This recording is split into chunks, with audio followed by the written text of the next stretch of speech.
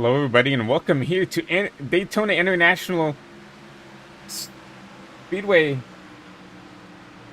here for the AWC Pro Series right here at Daytona. We're running the Daytona 250, their season debut, and also their series debut here for High Velocity TV.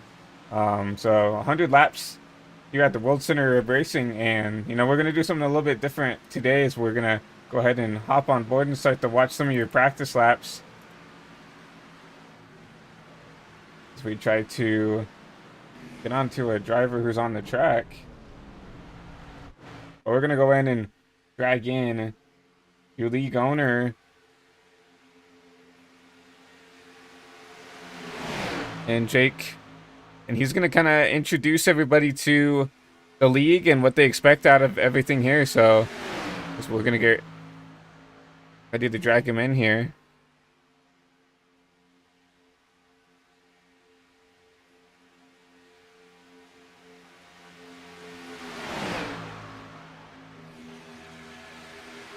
It's not letting me drag.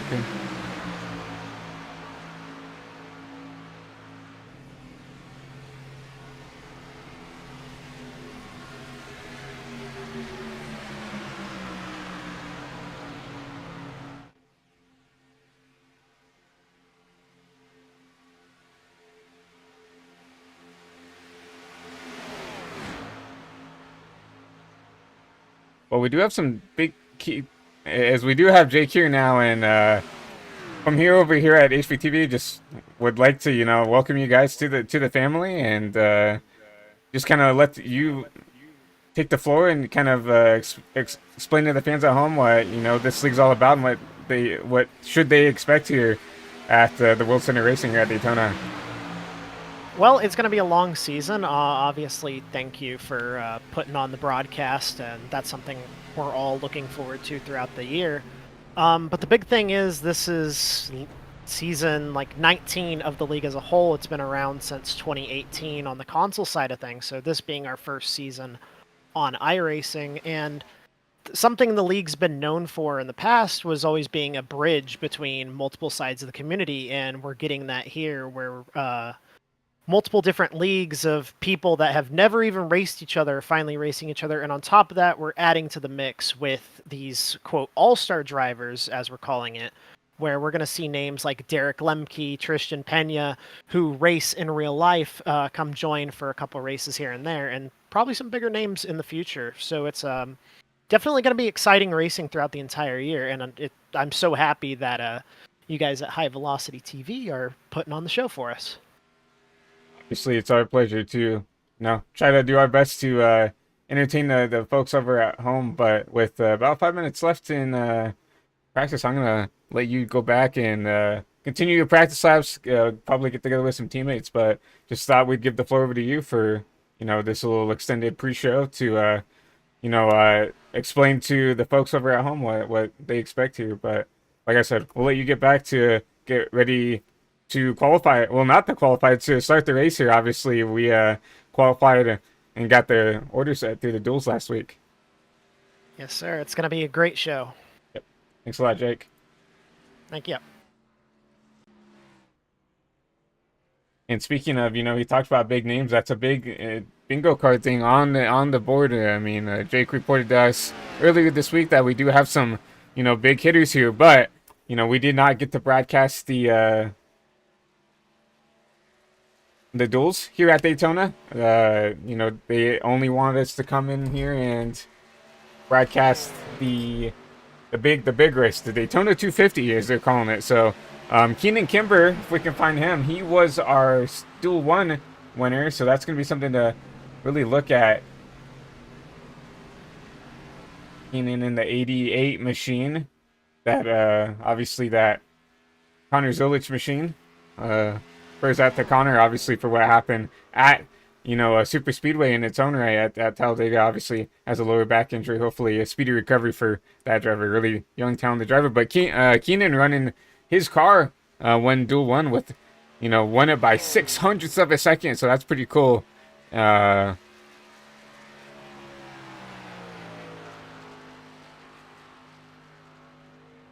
we can find Joel, who is fastest in practice right now. So already showing off some of his stuff. He's dominated duel 2, and it looks like he lagged out from the lead under caution, so maybe some redemption here in the race. So make a look out for the 24. You see him blinking out a little bit there. Maybe hopefully he can get that blinking issue out of the way. But you see him there leading practice, and right now looking like he's going to be on the hunt to go through there. Derek Lemke, I don't if he is he in the session now. He is. This number 31 machine had to start from the back in his duel, worked his way all the way up, and he'll be finishing, and he finished P4 in his duel, so I think he'll be starting P8 in the big race. So really cool stuff from Derek. Obviously one of those all-star cars that Jake talked about when he was introducing himself. So interesting to see what Derek can do. Obviously, Derek really well known on the sim racing community, has done some late model starts, and also a couple of starts in the Craftsman Truck Series. So obviously has a lot under his belt when it comes to racing on the sim, or obviously racing in real life. Obviously also well known for being the husband of Natalie Decker. They have a baby on the way. So congratulations to Derek and Natalie for all that they've done with that. And lastly, Jake, I guess we'll talk about Jake. He put this into the notes. Started P27, which is last in his duel, and worked his way all the way up to P7. It's like Jake not on the track right now, preparing that car in the garage, but really cool of Jake to get up there and spice it up. But a minute and 30 left in practice. Obviously, as we talked about with Jake, no qualifying. Obviously, everybody raced their way in on speed during the duels and everything else, and that's what's going to set the grid. So no qualifying laps for these guys. So you see a lot of guys here just trying to work together and trying to make sure that they have everything fundamentally sound as the best that they can, right? Working with teammates, working with other cars. You see these two, the Super is working together, the 51 and the 34. That's a Fidel Fabian and the 34 machine right there.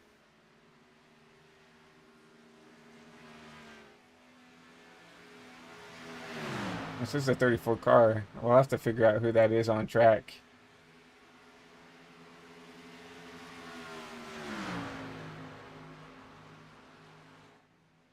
But you see those two working together, trying to get a rhythm. I was listening to practice before we started the broadcast. Obviously an hour practice for these drivers to get some things under their belt, and then they're really complaining about the way the pushing feels. They were talking about how it's super easy to get someone a little bit upset getting up to the back end and trying to figure out what they can do to not have that happen. You see the 55 machine not making contacts, like getting really close to trying to push him out, maybe trying to get that feel of what he wants to do.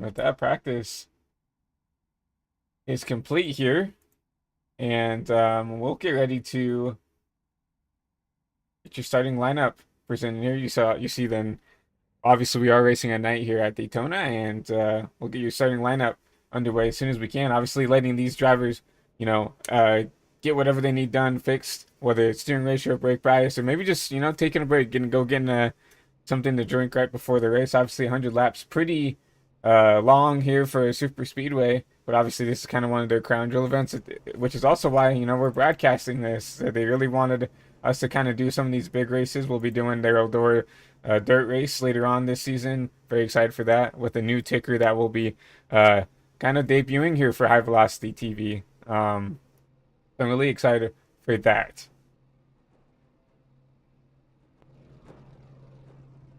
And I guess we'll get your starting lineup going, presented by obviously HVTV. You saw Bill Arlo. We talked about him. Dominated duel 2 and blinked out last second, but he's gonna be on the pole sitter for tonight's race with Noah Brown in that P2 spot. Keenan Kimber not loaded into the race, but he was supposed to start P3. Derek Lemke, one of your all-star cars, is going to start outside of that second row. Dominic Benetti in that 49 going to be your fifth place driver with Jake Scarborough. Talk to him, your league owner. He's going to start in that sixth position.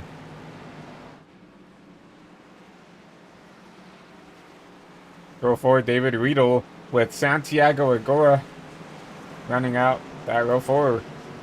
Running out your top 10, Fidel Fabian with Matt Hackathorn. My apologies for that. 11, Brendan Reed with Enrique Peculan. Hopefully I'm saying that right. Row 7, Taylor Jarrell and Bryson Bird rounding out that row. P8, Derek Runge with James Miller rounding out row 8. Row 9, Brandon Crisco with Keenan Jones. And rounding out your top 20, Adam Al and Tanner Pettit, one of your all-star drivers. Row 11, Athenia and Farida with Carter Pendleton, rounding out your row 11. Neil Rutt the third, and that number 66 machine is going to start off your row 12 with Brett Bennett in the number 47 machine. Cameron Rich with James Johnson round out row 13. Row 14 is going to be Ty McIntosh with Thomas Capuno. Going to round out row 14. Christian Pena with John Brassard, row 15. And rounding out the field, Noah Wilson, at number 86, going to round out your field.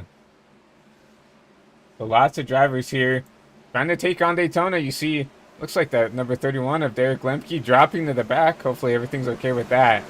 But while we're at it, let's go ahead and look at your HVTV track facts presented by Delta Eagle Designs. If you guys are looking for any graphical work, whether it's paint schemes or just graphic work, make sure to look in the description down below, and you'll find his Twitter over at Delta Eagle Designs on Twitter. If you're also interested in racing here in the AWC Pro Series or just be a part of the community, we also have the Discord link down below, and also if you just want to join the High Velocity TV family, we also have that link down below if you want to join the HVTV Discord.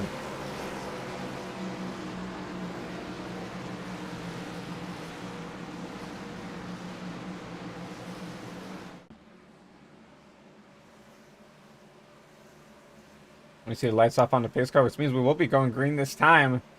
And, I mean, what a historic event. I mean, Jay talked about it. This is their first, race on iRacing for these drivers. And it's really exciting to see, everybody coming together, whether you've raced on NASCAR Heat 5 or maybe even Ignition when that was a thing, or Forza or Roblox or whatever that these disciplines come to. He talked about how they're going to be coming together and they're going to be racing together for the first time tonight here on the sim as in iRacing. So it's really cool to see that that's something that's happening right now, and it's you don't really get to see that a whole lot.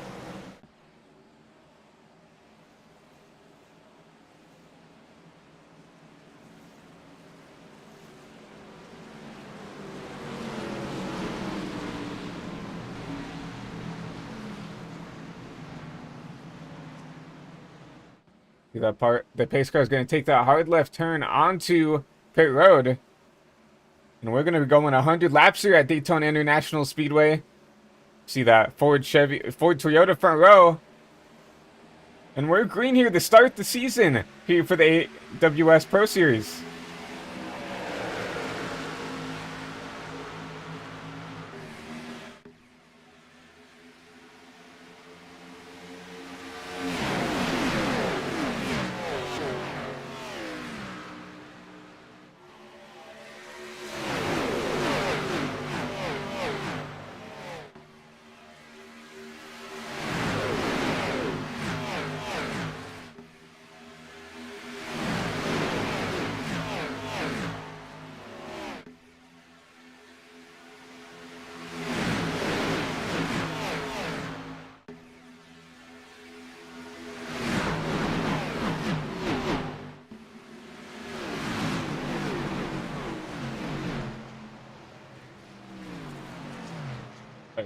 Caution might be out on the speedway as we're going through your fast cams. See if we can find who that involved and what that involved in.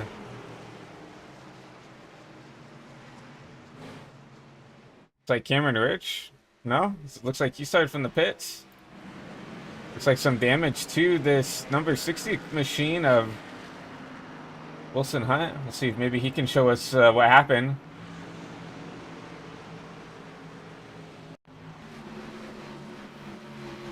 We already see some damage to this machine. Oh, that's the 50 machine, Tristan Pena, one of your all-star drivers. Maybe a little checkup occurred, it looks like.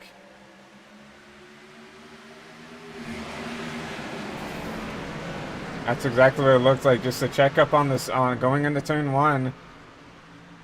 And, yeah, caution out. Unfortunate for that number 50 machine.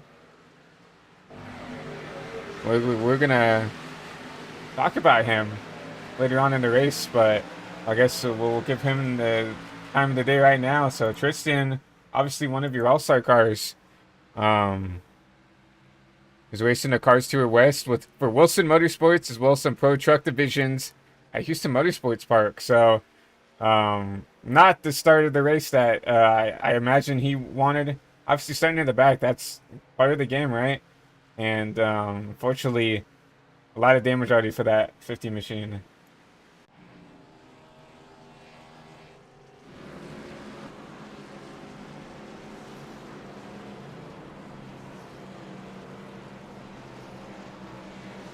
Well, coming out of turn 4, we were going to say that Joel Farlow was going to lead lap 1, and obviously he will.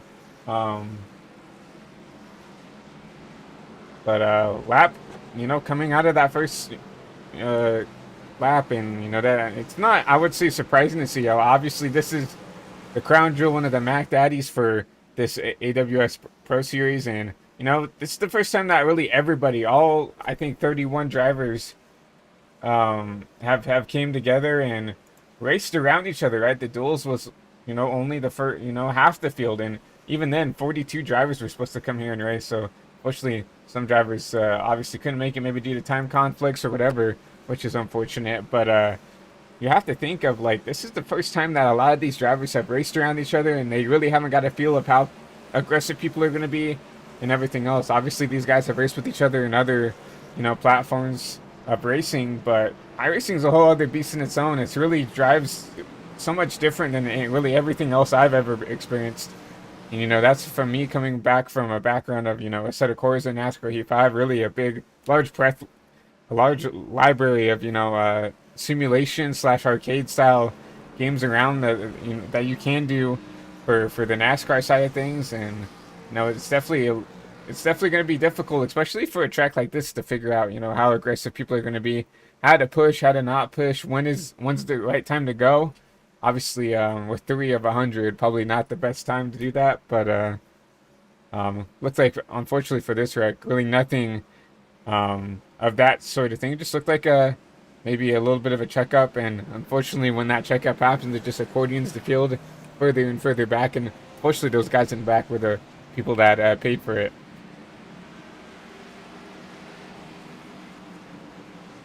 Tristan coming out of the pit, still a lot of damage to that rear end. Got quite a bit of left front damage, but gonna have to nurse that damage the best he can.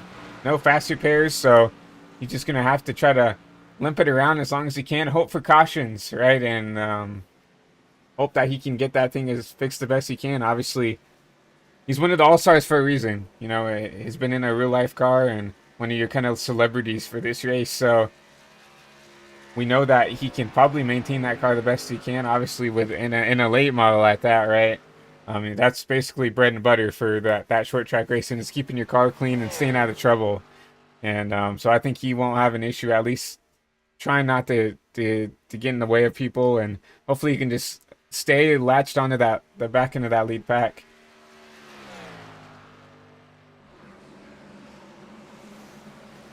You should be able to catch the back end of the field, but once again, you see the lights on the pace car are off.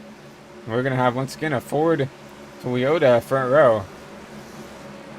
Taking a look at your race weather 76 degrees. 11-mile-an-hour wind coming out of the southeastern part with a little bit of clouds. And the one thing that sticks out to me is it's a nice day, nice and cool for these cars, but that wind can really start to affect the cars if it continues to pick up. 11 miles an hour is a lot more than you'd think when you're driving these big stock cars, and handling really does mean a lot with these Xfinity machines and really at these super speedways. So I'm interested to see whether the wind picks up and whether that little bit of wind will affect the way these cars will handle here at these super speedway style tracks. But going back into the Geico restart zone for Toyota front row, we're going to be green once again here at Daytona.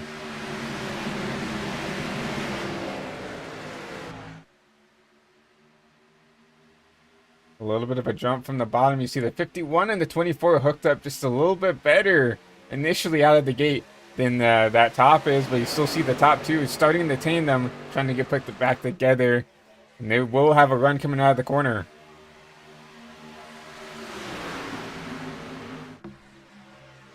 See how the top just works a little bit better. The 51 right into the back end of the 24.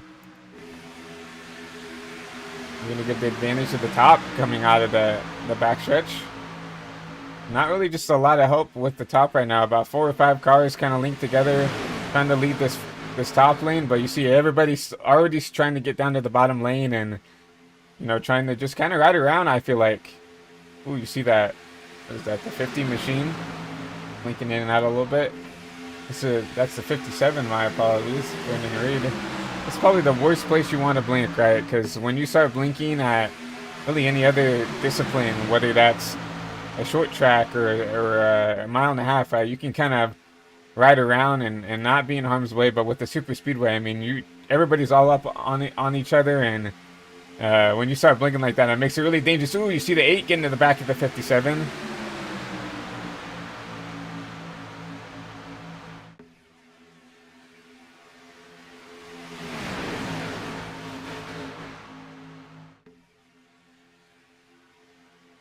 Coming in here, you're going to see the 6 going to lead.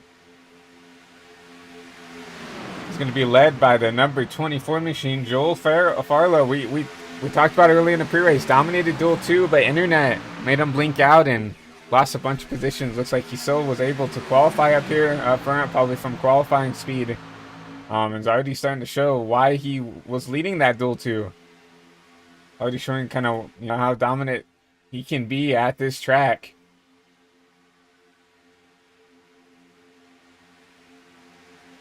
We talked about Tristan Pena trying to latch onto the back of this pack. Unfortunately, he is long gone, about 11 seconds behind the leader, and obviously a little bit slower than he wanted to be. Maybe some engine damage to that machine, but really unfortunate to see him almost down and out of the count early. Obviously a long race to go, but he definitely needs some cautions to help him out.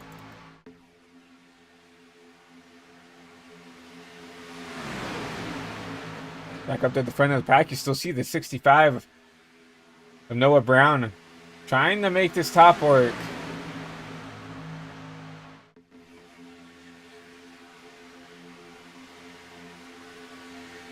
Need a lot of help from the 88 machine of Santiago. Santiago in that kind of UPS Dale Jarrett throwback, really unique and really cool looking scheme. Honestly, it was cool to see, these drivers throwing it back to, maybe their heroes back when they were watching NASCAR. Obviously, Dale Jarrett's been out of the suit and out of the car for a long time, but that UPS scheme was always iconic. And, what can Brown do for you and everything else? It's always been an iconic scheme and very recognizable right out of the gate.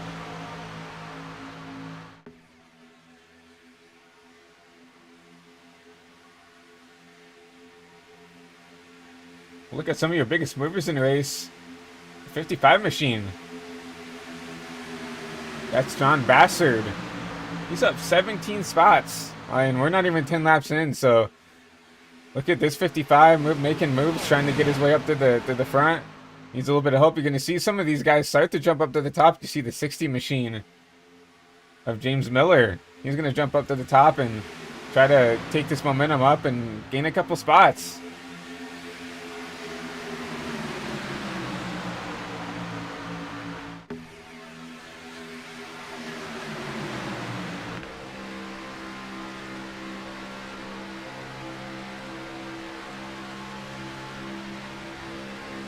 And on board with Enrique in this number 22 machine. He's pushing the, he's the guy pushing. He's really the guy making this line work. Obviously you need a good leader who can hold their line, and Santiago's doing a really good job of doing that. But you really have to have a good pusher who's going to be aggressive, but also someone who can save temps. You can't just sit there and ride on someone's bumper the whole time, or you will overheat that engine and blow up your engine. With no fast repairs, that is something you cannot do. And now you start to see this bottom start to slink away just a little bit. Now you see the 51 of Fabian, of Fidel, almost clear. But right now the front two, that's 24 and the 65. Well, clear going in there, and you actually saw the 65 and Noah go down and lead, take the bottom, lead that 88 out to dry. But now you're going to see the Enrique and Santiago try to work that top and try to make it work. Obviously, it worked well enough to get that 65 out to the lead to where he could drop down in front of the 24. So another top is something that can work.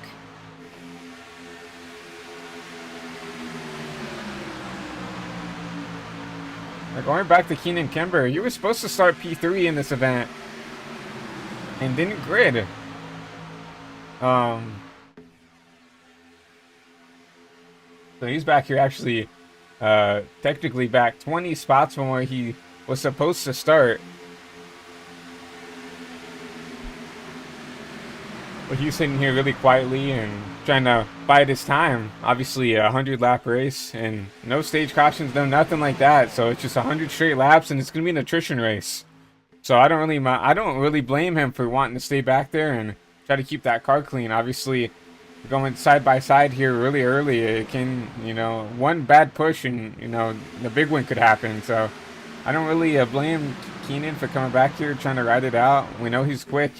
You see him blink right there, but we know he's quick.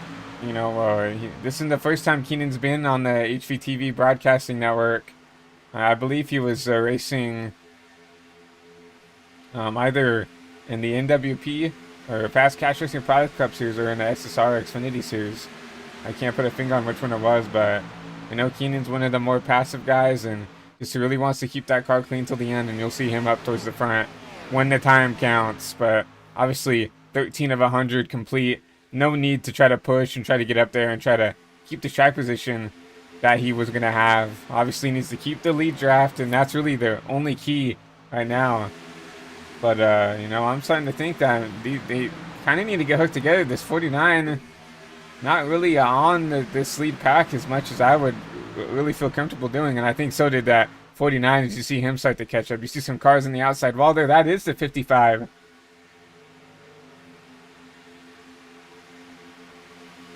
Don Bassett, you're going to see him drop back. I think it was that 84 in front of him of Brandon Crisco, who initially got on that wall in that DuPont machine. Another throwback scheme for that 84.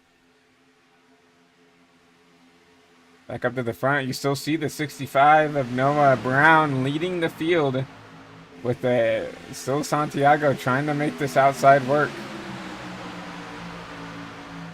22 in tow, trying to give as much push as he can to get this 88 at least side by side with the 65. He has not been able to make much do work yet. See him side by side down the backstretch.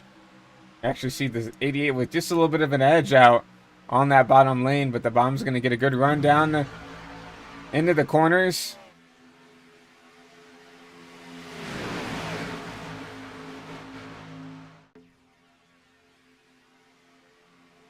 It'll be a run towards the line. Give it to the 65.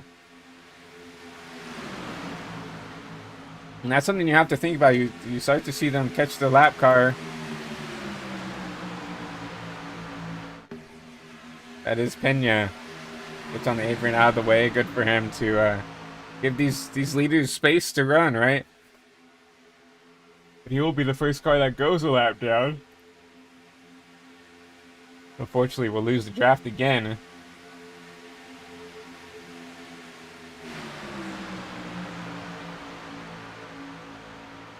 But what I was about to say is, the big thing with this outside is, you're going to get beat on going in the corner. You really have to optimize the exit speed down the straights. That's where you get the momentum, and that's where you're faster, day in and day out, is down the straights. So I wouldn't really worry about, trying to carry that speed into the corner, because that bottom is just a shorter way around the track, and it's always going to be just a little bit quicker. So I wouldn't worry about it. You got to worry about getting the momentum off the top and trying to push down the straight here and try to get clear. It's not quite clear for the 88. 65 still at that quarter panel, so not enough for that 88 to clear down. Maybe try to lead the inside if he wants to. And once again, the inside is going to get a good push down the corner. It's actually going to get that 65 clear once again.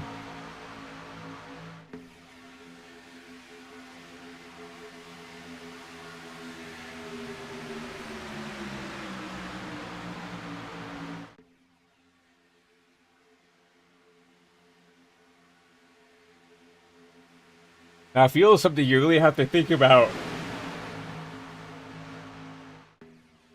with these super speedways. I think these guys can probably go about, I would say 25 to 35 laps. I did not get any info of how many laps we can go, so I'm going to guesstimate about 35 laps is all they can go here at Daytona with these on fuel. So we're about halfway to, our potential first green flag stops.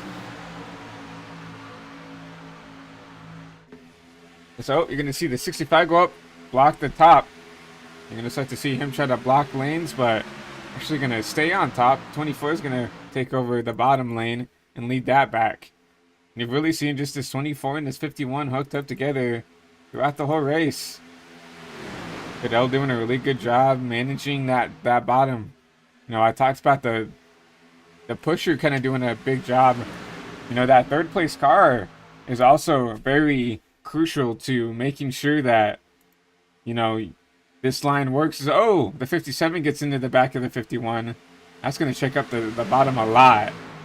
So I'm looking 3 wide. That's the 45 machine, the McIntosh, and he's going to jump up a couple positions.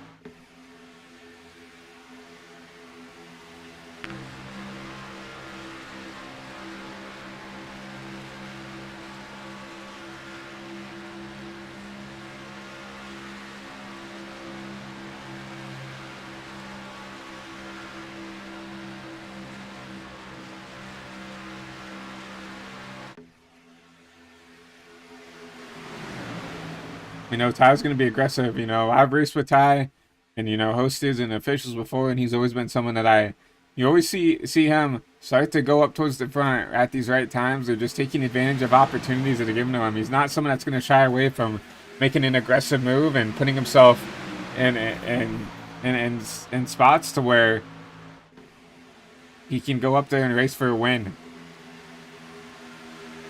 That's something you're going to see all season long with this number 45 machine. Just him making moves and trying to give himself the best spot to win. You see that Billy W TV machine on a nice. It's I like that, like a comic book scheme. You don't really see a lot of those anymore, and it's a really sharp looking machine.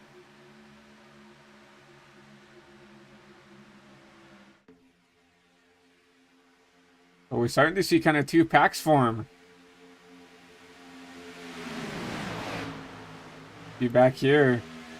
You got some cars going single file. And they're almost in danger zone territory. You start to see the 6th and the 66.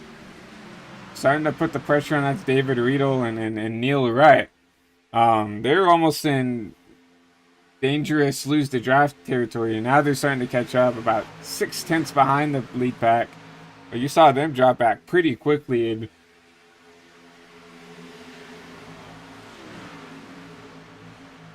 especially in the sim, from my experience, you see a lot of guys in real life, in the Cup Series or even in the Xfinity Series, they'll drop back and lose the draft, and on purpose. Here, I just feel like it's not something that's worth doing, right? You at least want to be at least within, drafting distance to get back up the lead pack if you want. The second you lose, you know, the lead draft, it really makes it hard to get it back unless you have guys really working hard together to get back up there.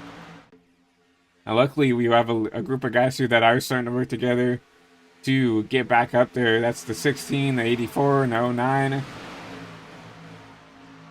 You see Brett Bennett back there in the 47, starting to work together to get back up to this lead draft, or at least to get it to where they can feel safe, you know, sitting back there and trying to stay out of trouble.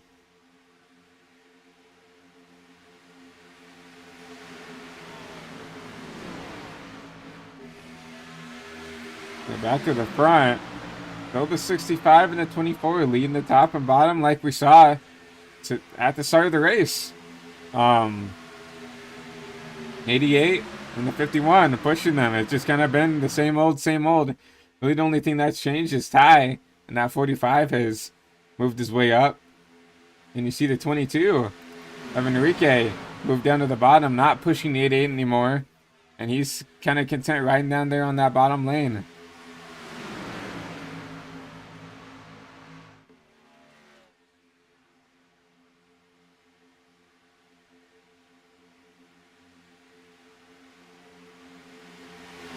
And in the point where we're almost a quarter of the way done with this race, and you know, only one caution. You know, I feel like from my experience with these broadcasting these races, or even just running in leagues and officials and all that, you're gonna have these races that are either gonna be filled with cautions and a lot of aggressiveness and a lot of, you know, a lot of guys being selfish and trying to make holes that probably shouldn't be made. You're going to see races like this where everybody's kind of content riding or doing their job to keep the field green. And this is always the most exciting part of the race, is actually getting to see these long green flag runs and to see these guys start to set up these green flag pit stops, right? And it's something that's always interesting to me to see what these guys do under the green flag pit stops. You can technically take 4 tires and be okay, because you know you have to take a full tank of fuel. These guys will try to run it out as long as they can, and it's fun to see whether some guys take no tires, some guys take 2, some guys will take 4, and it's interesting to see how that works out for them.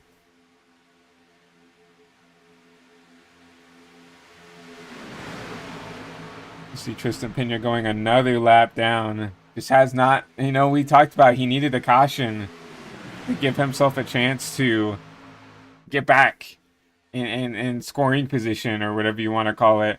And unfortunately, we've gone green since that lap 2 caution, and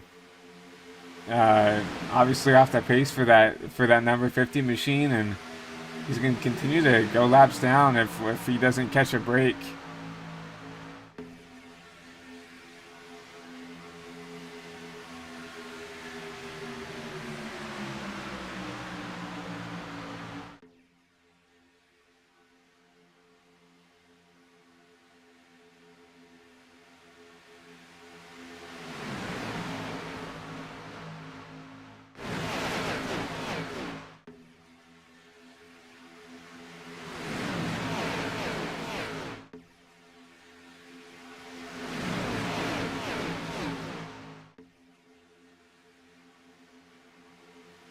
You're starting to see everybody start to get stacked up again. We're getting to that range where pitting is going to start to be something people are trying to think about. You're asking the guys around you, how much fuel do you have left, right? And some people say, you know, and especially these leaders, right? They're in the worst spot. They definitely cannot go as long as some of these guys who have been lagging back. Maybe like that, you know, 84 of Brandon Crisco, right? Dropped to the back on purpose, and just trying to save his stuff. But also, you know, when you do that, you do have a little bit of a better chance saving fuel and all that as well.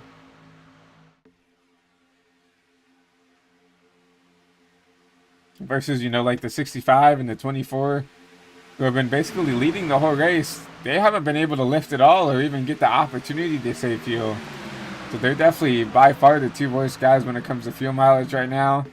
And, you know, there's not really a whole lot they can do. It's either drop to the back to try to save fuel, which I don't think is a good option since we are starting to close in on potential green flag pit stops. Or just, you know, stand on the gas and stay up there and know Like, you kind of laid your bed. You made your bed, you got to lay in it now. You cannot afford to give up track position, especially during green flag pit stops, because anything can happen. You've seen, a lot. It's really easy to make mistakes coming down pit road, whether that's speeding or getting into someone, because you'll see guys in packs of 5, 10, even 15 cars sometimes, and it's hard to stay away. Or if you overdrive, trying to gain speed down, trying to get down the pit road, you can see guys self spin and wreck others, and it's not worth being behind when you get to that time, right? If you're ahead of those guys who are making mistakes, you don't have to worry about trying to check up or get around them, or potentially have to drive through a wreck. If you're ahead, then you don't have to worry about it, right? Unless you're the one making a mistake.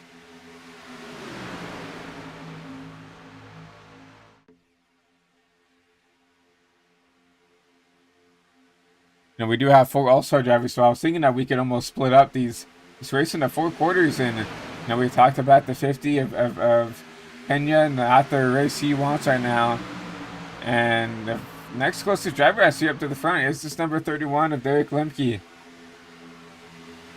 We did a little bit of intro earlier in the race. An avid sim racer. He's not someone who's just come out of the woodwork just to come into this race. Someone who's well known in the sim racing community. And obviously we talked about his resume, done some late model starts. Obviously even got to run a couple starts in the, Craftsman Truck Series. So definitely someone well versed and knows what they're doing, especially at these super speedway style tracks. I feel like when I think of Derek, I think of someone who, really does know the draft and knows what he's doing here at these super speedways. So you see him back there sitting in the 8th place position, 4th place. 4th on the top. Just kind of biding his time. That's exactly what you have to do right now. We're not even halfway done with this race, and there's plenty of time for these guys to wreck. So if you are just kind of sitting in there content riding where you are, I think that's the best thing you can do. You see Derek Nye really up the tailgate, the rear end of the 45 of Ty. You see him just kind of riding. You have that 71 or 77 of Jake behind him. Probably willing to do whatever that 31 needs to keep them up there.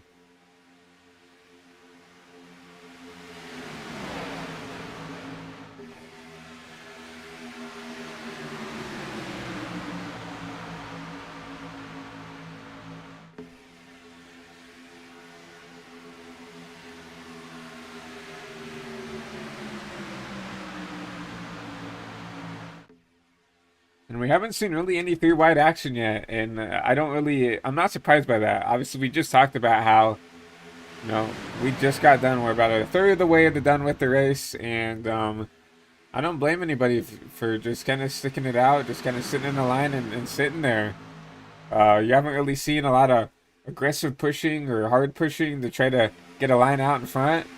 You're really just seeing this 24 and the 65 kind of side by side. You're going to see the 65 now drop down to the bottom and lead that lane, and now the 88 is going to be left back out to try to make the stop work once again. But now he has the 45 of McIntosh to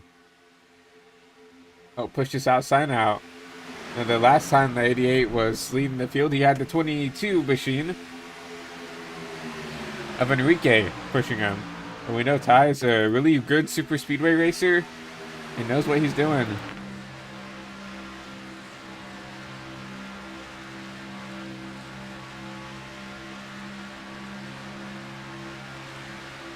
Being pretty gentle with these shoves.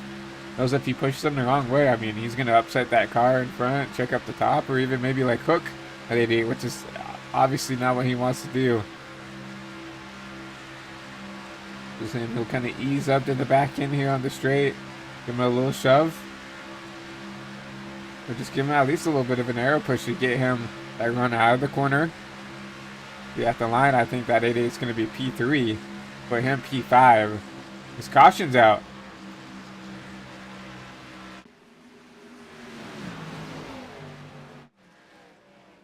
See a wreck, it looks like towards the back.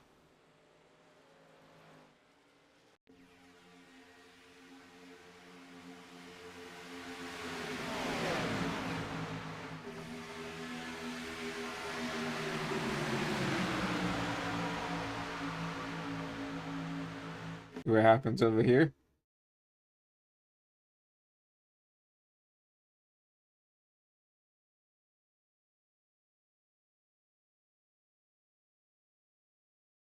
Looks like the 6 gets into the 24. Yeah, just gets to the 24, and oh man, a huge hit. I think that's one of your other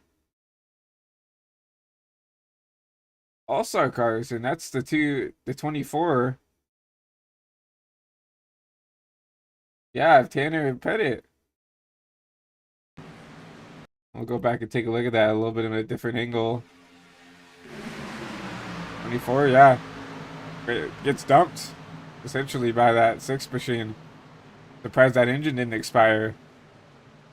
You see him go for a wild ride there. Hard hit to the outside wall.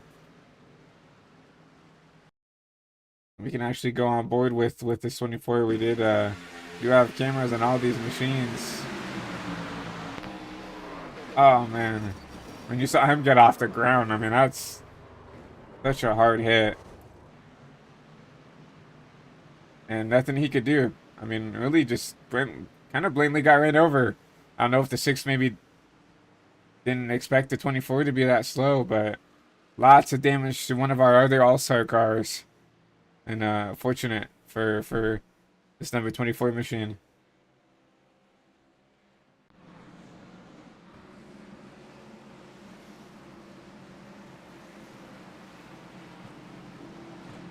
Green flag pit stops. Well, not green flag pit stops, but you're seeing everybody come down now.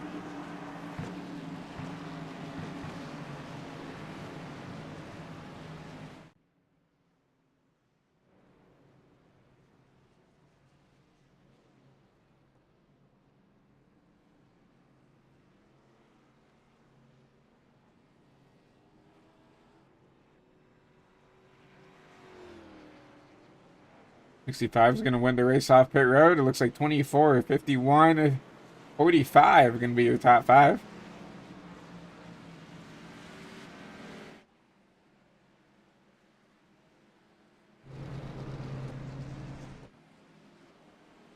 You know what, Brown? I'll give him this, doing a good job being up there really in that top 2. He's led 17 laps, a little under half of the laps here. I mean, Noah doing everything he can to go out there, lead laps, and show, you know, that he's maybe a guy to work with at the end here to either push him to a win or maybe work with to get you a win. I have to go back and look at Joel, see how many laps he's led. 19 of the 37. So basically, I think these two are the only 2 that have led laps in this race. So, in the 2 dominating cars right now, this 24 and this 65.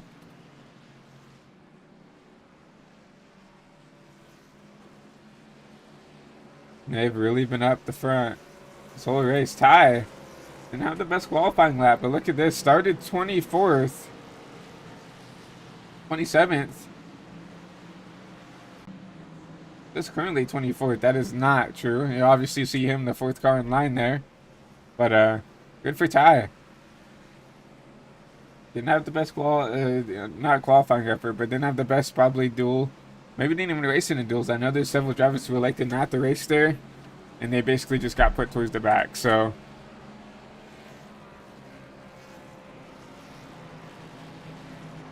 you see there now it updates. Currently P4, so good for him to get up there and get that track position back. You see some cars coming out of pit road, including some of those cars with damage. Pena getting to fix that car a little bit more.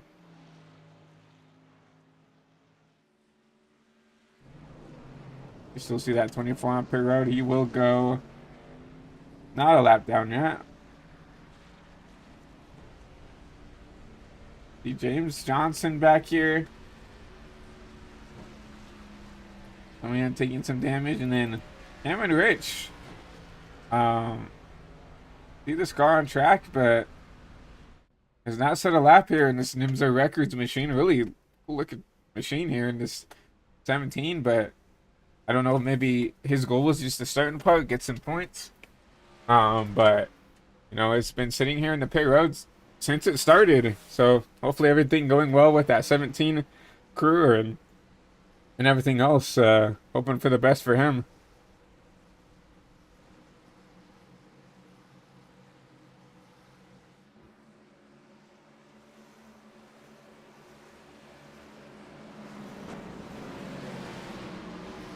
You see the lights on the off the pace car. I mean, waiting on this inside to get caught back up. You see the 24 now is going to take the bottom here. I'm assuming the leader has lane choice. Obviously, the 65 is your race leader. Maybe some miscommunication. But you see now the 24 take the bottom lane. So it's going to be 65, 24, 51, 45, your fast four at Daytona. This car's going to take a hard left turn on the pit road. And we're green once again. A huge jump from the top.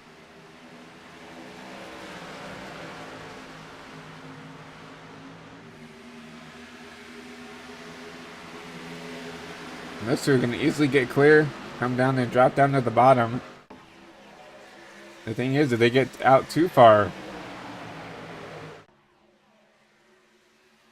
looks like everybody's going to sit in line.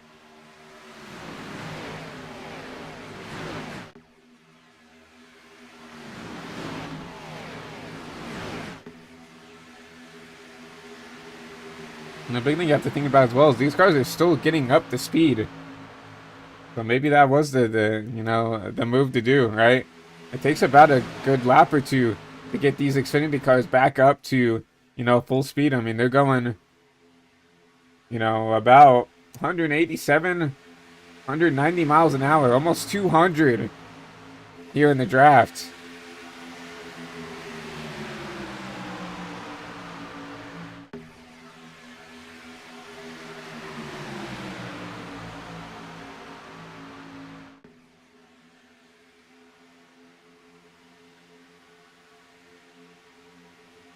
And now you're starting to see the top start to work.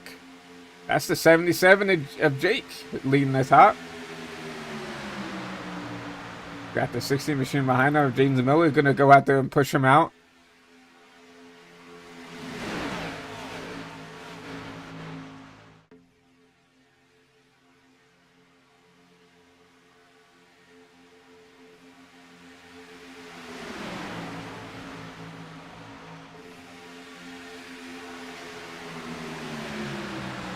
Side by side going into 1 and 2.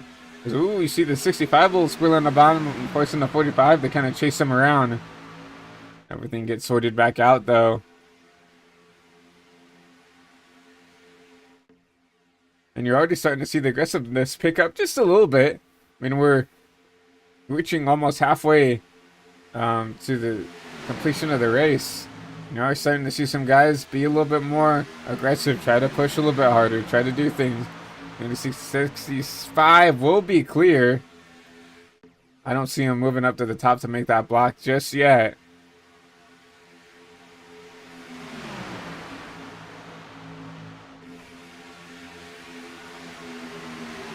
Now you start to see the top make some headway. It's kind of the first time you've seen the top kind of been being able to compete, but you start to see the bottom now start to pull out of line. 60 just not there to give Jake that run down the straight. Now you see the 65 come up to block that lane.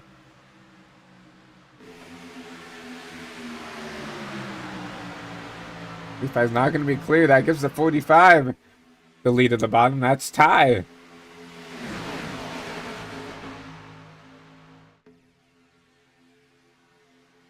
For the line, I think that 45 is going to lead his first lap of the race, and he will. Give it to him.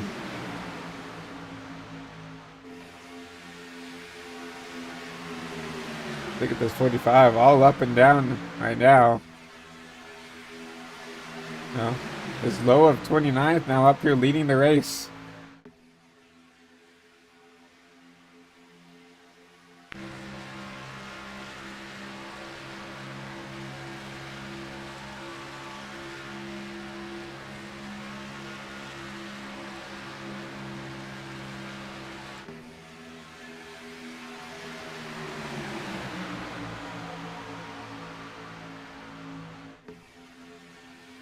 Trying to look at some of your big moves, but besides your race leader, John Bassard, once again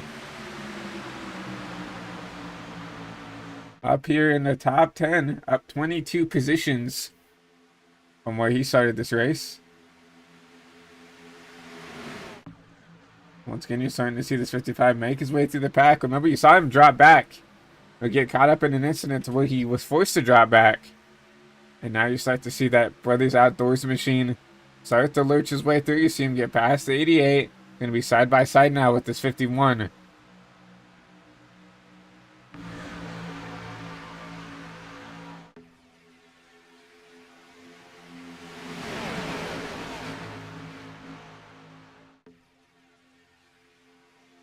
You're starting to see a lot of people a lot more side by side throughout, even towards the back of the pack. We go back and look towards here, really everybody back here side by side. The 85 of Keon Jones back there just trying to bide his time.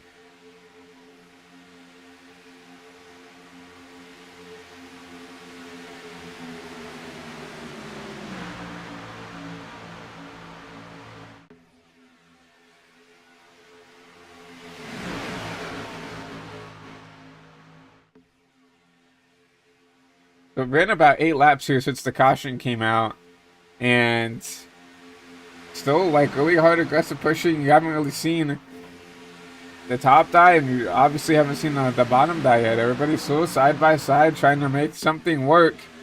So I had to see the 77 trying to side draft this bottom line, trying to make something happen. 65 is going to go up and block the top once again. Get a run down the straight. 77's going to get, oh, give a little bit of a push there. Get that 65 all sideways. Once again, the 45 is going to get the run from the 24.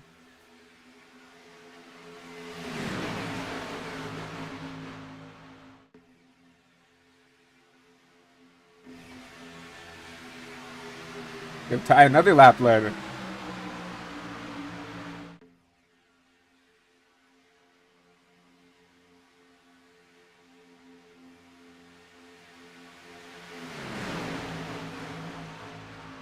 Still see the inside just has more numbers than that outside does. And you're starting to see how it affects the way this draft is happening. You start now the 24 jumps out to the top. Ooh, another aggressive push by the 65.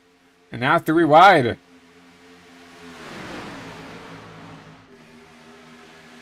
Like the 60 James Miller is going to get left out to dry on the top.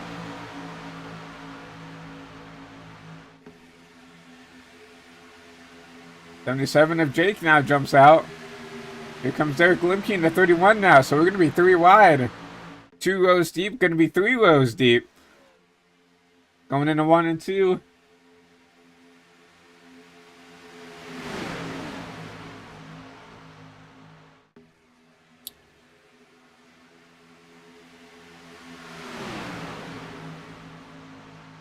So almost contact between that 65 and the 77.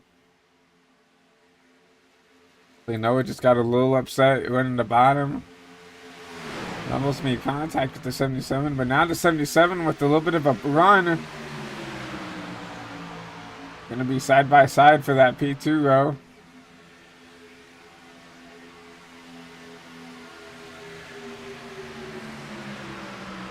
And getting on another lap car. Looks like that's the 49 machine of Dominic Bettini.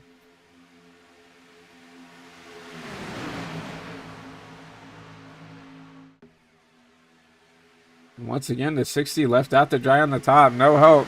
As I said that, maybe some help. Not sure yet. Now 3 wide once again. Now only 2 cars left out there. That's the 24 and the 77.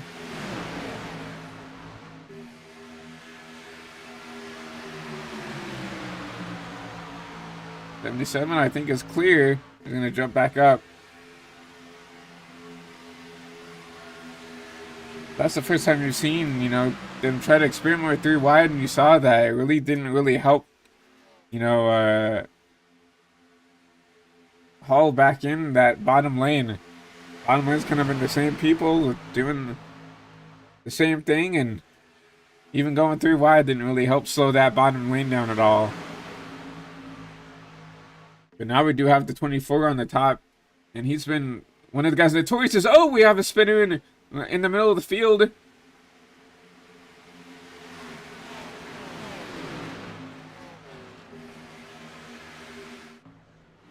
That's the 6 machine. The caution's gonna wave.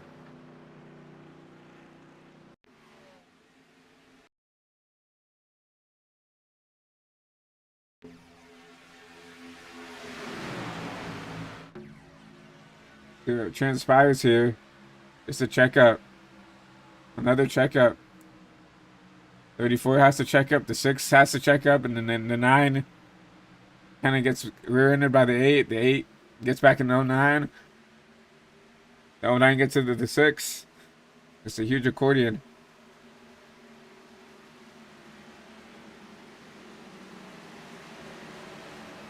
But a great save by David to keep that car going without any damage. But that will be a caution.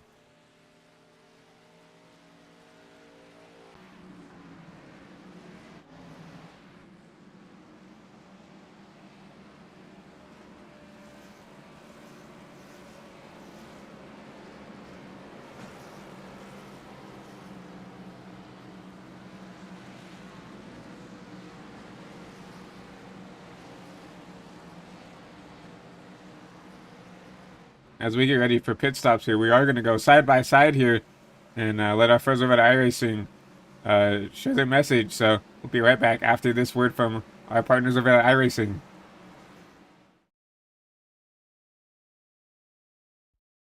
Racing isn't easy, but experiencing it is. iRacing puts you in the driver's seat with the industry's leading sim racing game. Drive on laser scan replicas of the greatest racing circuits from around the world. Go head to head against other drivers chosen by skill-based matchmaking to ensure competitive racing at every level. Compete across all your favorite series. In officially licensed cars, engineered to deliver the most accurate driving experience possible.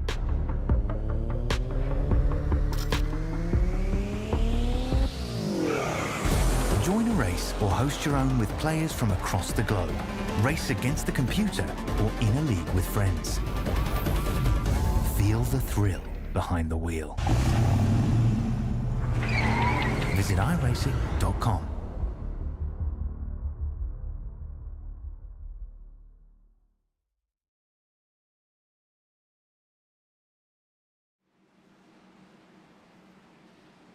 We welcome you back to Daytona International Speedway. Now,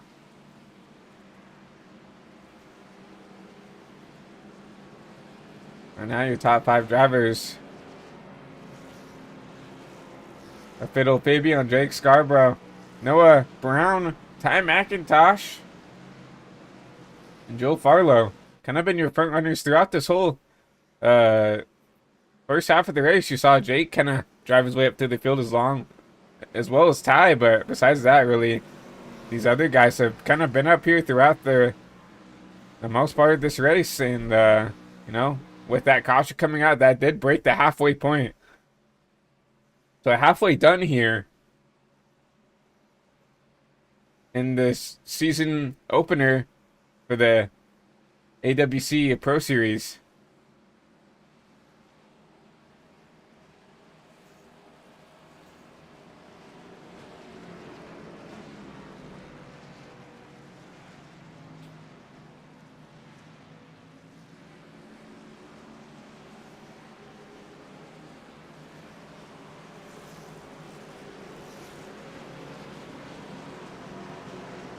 We'll see. Maybe we could talk to a driver real quick.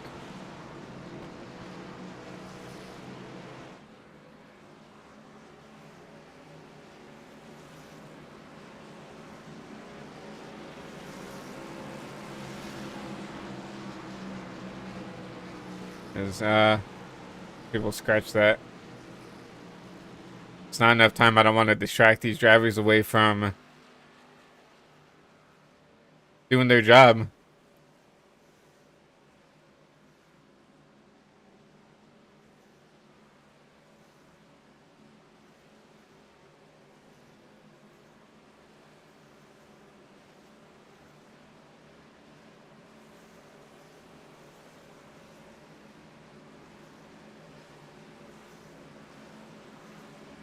Got a word looking at the Discord. Aaron Evans supposed to race tonight.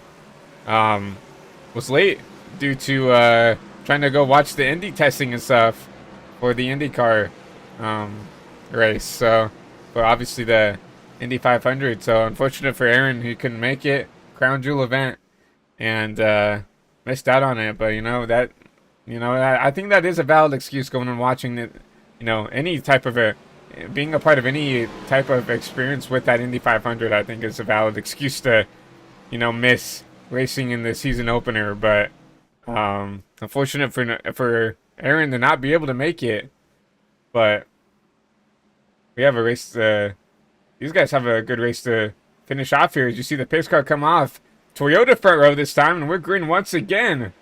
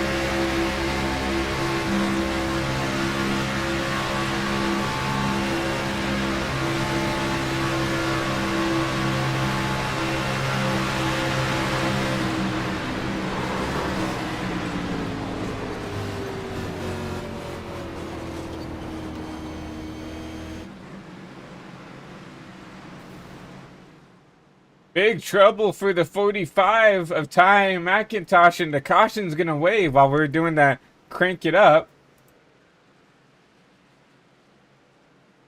Because we're on board with the 45 as that happened. Well, we'll definitely go back and take a look at what happened there.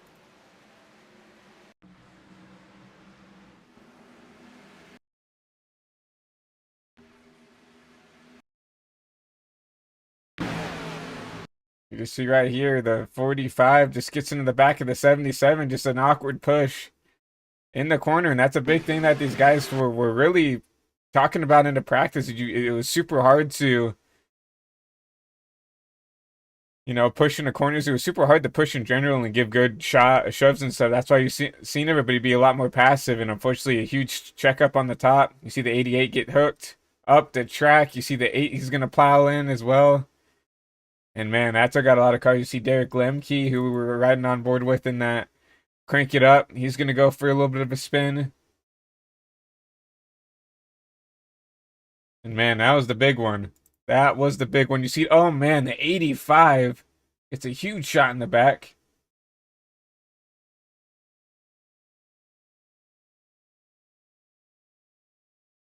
And we'll have to go and ride on board with some of these guys that ran that were coming through the field here trying to check out for this wreck. You see the 04, you know, kind of almost wrecks himself trying to roll up for it.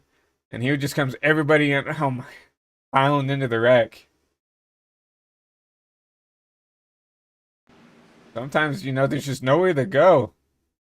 Sometimes. And unfortunately, for a lot of these drivers, may potentially racing the damage.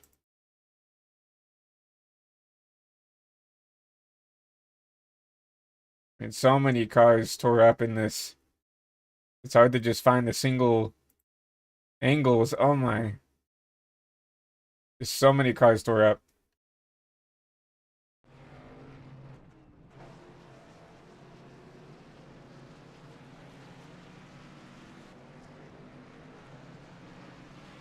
That's the tricky thing about super speedway racing, right? That happened at the front of the pack.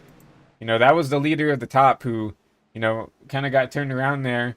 Unfortunately, when the leader gets wrecked, there's nowhere to go for a lot of these drivers, and it makes it super difficult to get through these wrecks. And that's the prime example of what can happen when, you know, the big one happens towards the front. You see, like, a lot of the times it's around that, you know, let's say 5th and 9th row is where usually the wreck happens, because you're just right in the middle of the action, and there's not a lot to go sometimes.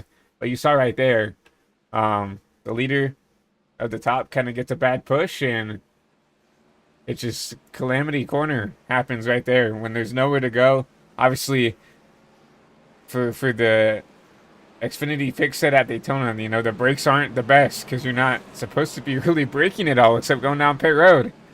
So you don't see like these big bulky brake discs like you see them run at the short tracks or at the road courses. You're not supposed to be braking that hard at all, except for X. And you saw right there, a lot of guys tore up in that car. I heard some people, I think, have their engine expire, which is the worst thing that can happen. See lots of cars down pit road. 88 is Santiago with a lot of damage. The Adam in the 34, lots of damage on his machine. You see Ty as well with a lot of rear end damage. Besides that, you see a little bit of right front, but besides that, could definitely have been worse. See the 404 of Matt coming back out. So a lot of damage to that machine as well.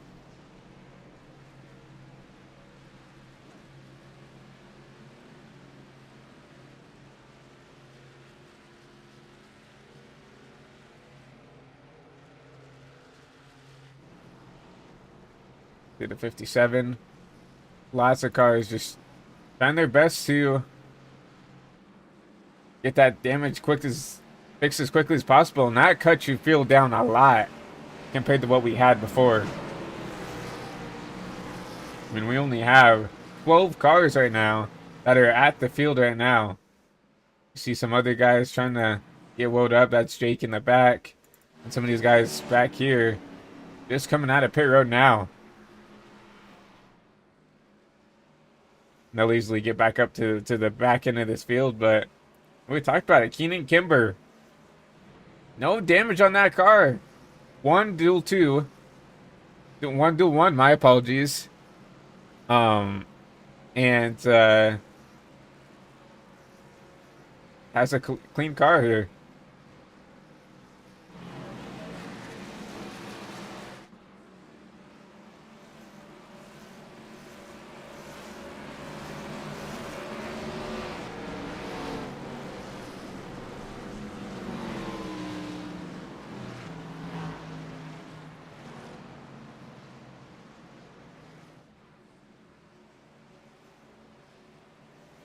You're going to see the pace car take the hard left turn on the pit road.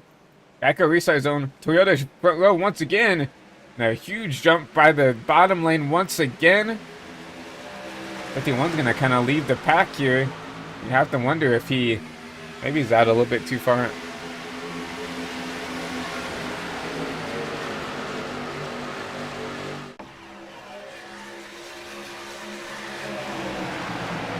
Carter Pendleton up there and inside the top 5. We haven't heard from him all day. Now you see him up there pushing the line, pushing that top lane.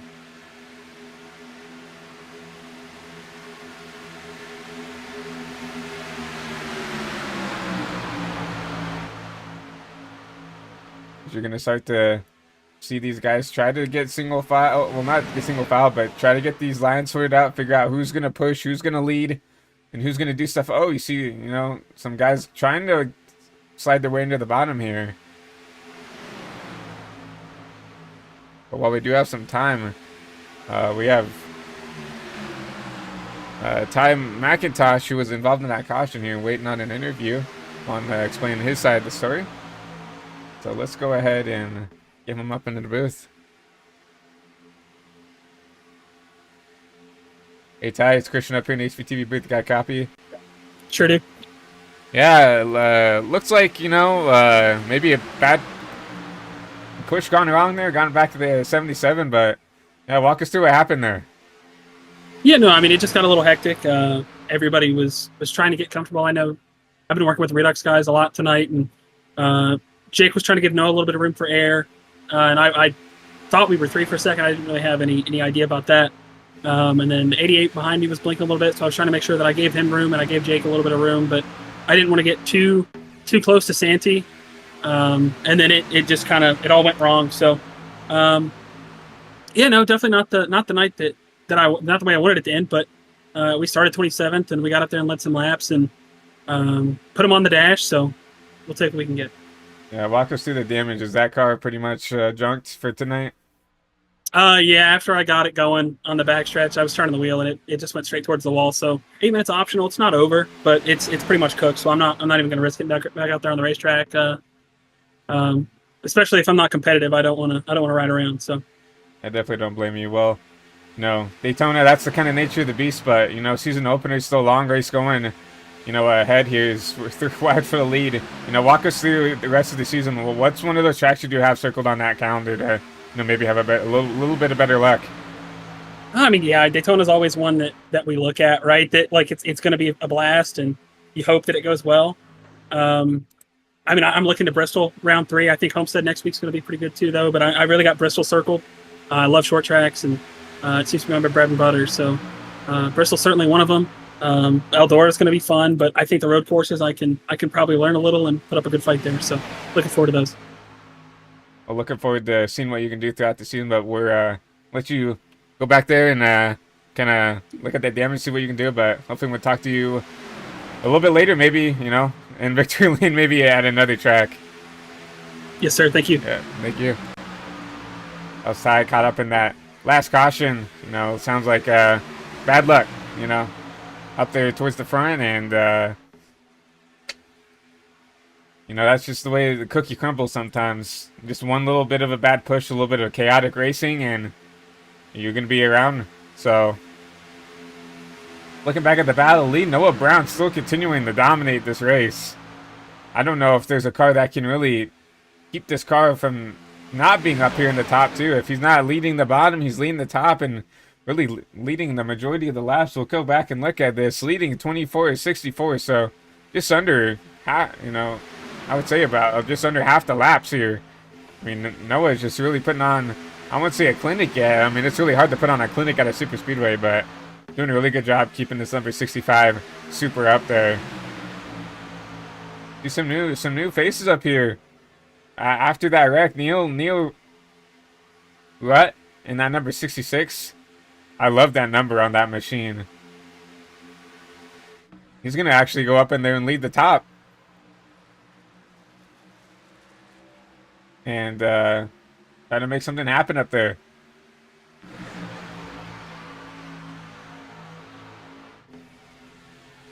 Right now, really not a lot of help. You have the 77 of Jake, who just got, you know, involved in that wreck, already up there inside the top 5.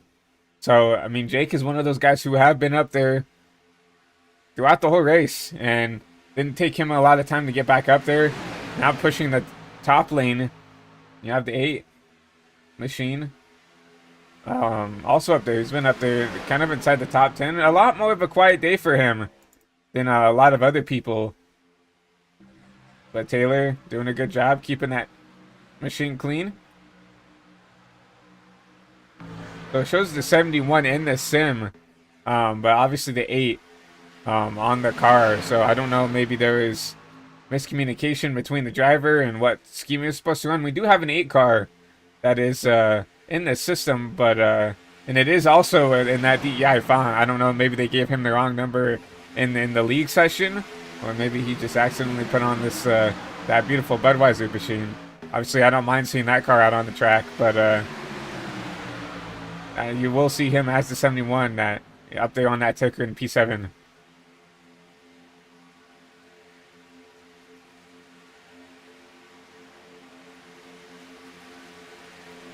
Start to see the bottom start to gain some numbers, and once again, once you see people start to gang up on the top and drop down and not give a lot of room, and you start to see this top start to slow down. You see the 04 lap car running the bottom. That's gonna cause some hectic stuff right there.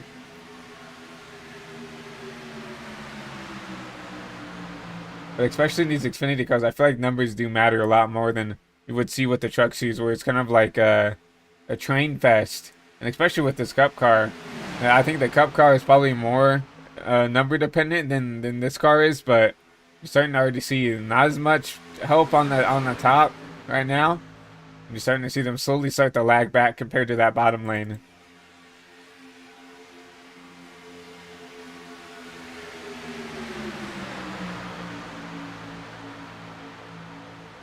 Now we'll look at some of our bigger moves. You see the 86 of Hunt's in obviously that 86 machine. He's up 22 spots.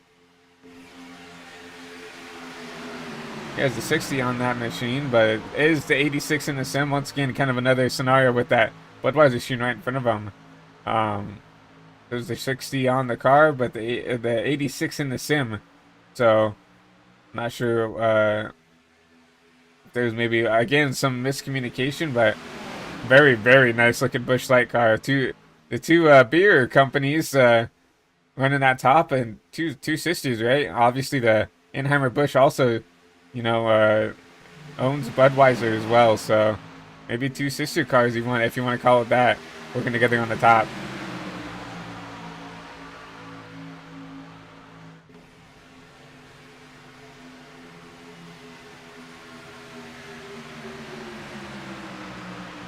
'65 drops down and continuing to lead this bottom. You see the 51 also doing a good job. I feel like every time that 51 is the pushing whatever line it is, it's the winning line. I mean, Fidel has done a phenomenal job. Oh, the 8 gets wrecked in the back. What a crash.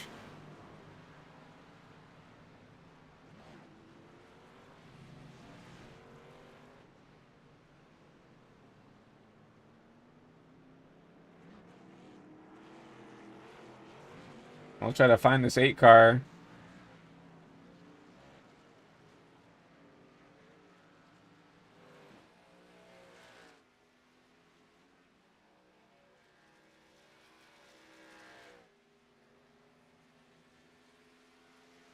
We just lost our timing and scoring, so just 1 second, everybody.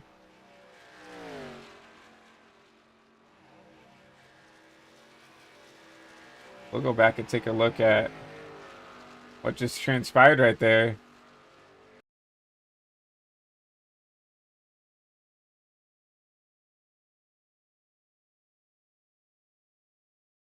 We're going to want to look at the 71 machine of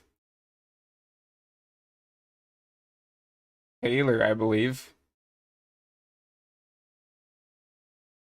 Yeah, that's super strange. I don't know, maybe there was a wheel disconnection or some type of malfunction, but it just looks like he just yanks it into the wall. We'll see if we can go on board with that driver of that Budweiser machine. Let's see if we can look in his cockpit.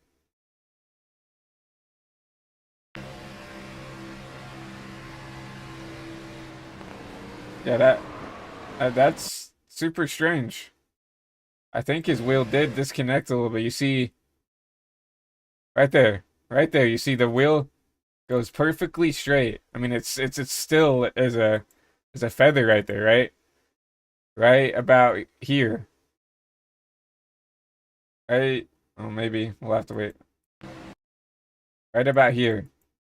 You see that wheel is completely straight, so, and that's usually a sign of a wheel disconnect or something like that, right? And then that's the worst feeling in the world, you know, coming from the guy who does that, right? There's really nothing you can do, right? That's just kind of, you know, when you say this is and the way I always say this is the equivalent of blowing an engine or doing something in a real life race. This is a IRL sim racing hardware mechanical failure, right? And unfortunately, it takes out a bunch of guys who had nowhere to go. So, and there's nothing that he could have done, right? And I can only feel for what he's going through, knowing that, you know, there's nothing he could have done about it, but he did just wreck the field.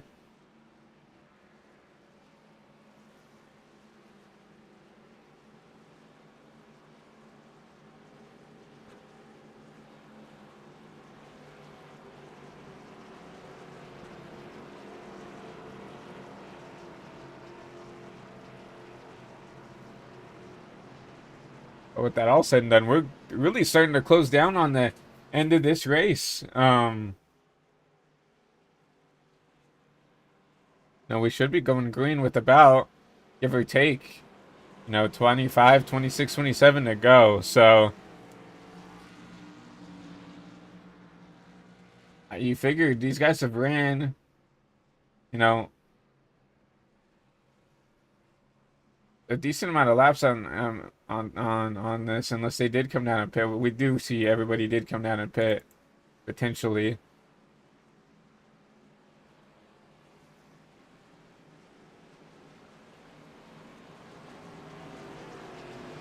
Yeah, so everybody, while we were looking at the replay, did come down, top off on fuel. I was about to say we just missed it looking at the wreck. That would have been a very surprising to see.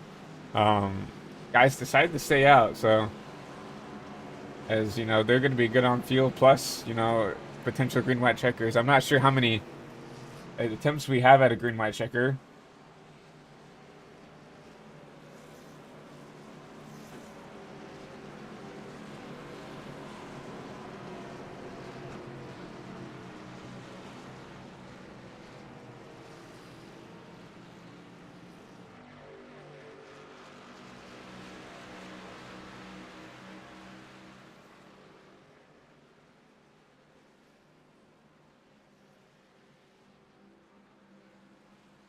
I mean, this race is coming down to a close here, and unfortunately, you know, I really wanted to highlight a lot of these other drivers, you know, these fantasy drivers, but I think right now Derek is the only one that's left. You know, we just documented Neil Rutt. Did he get? No, there he is, Neil Rutt. You know, we haven't really highlighted him, but modified driver over up in the Northeast who races at Wall Stadium. You know, I have a good friend of mine who was supposed to run a race there at Wall Stadium and Frank DeAngelis, but you know, now he's working for an ARCA team. So good for Frank and doing that. But Neil, you know, still up there. Obviously, this isn't the modified. This is a NASCAR Xfinity car at Daytona's, but doing a good job keeping that car clean right now. I think one of the two of these all-star drivers that are still left out here. So good for him. But pace car's going to come down once again. Chevy front row. And to race back over the Barney. And we're green once again at Daytona.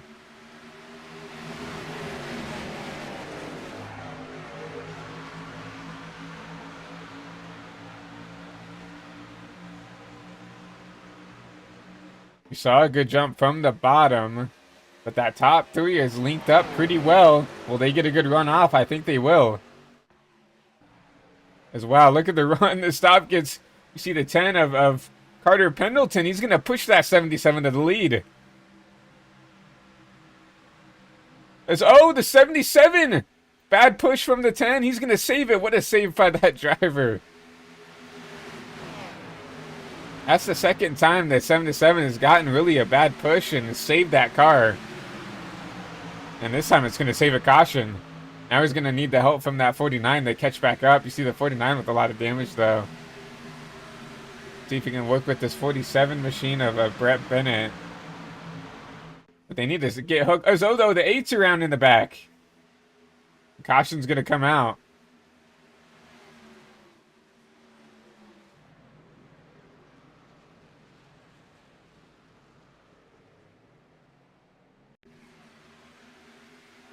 We'll take a look at this 8 machine.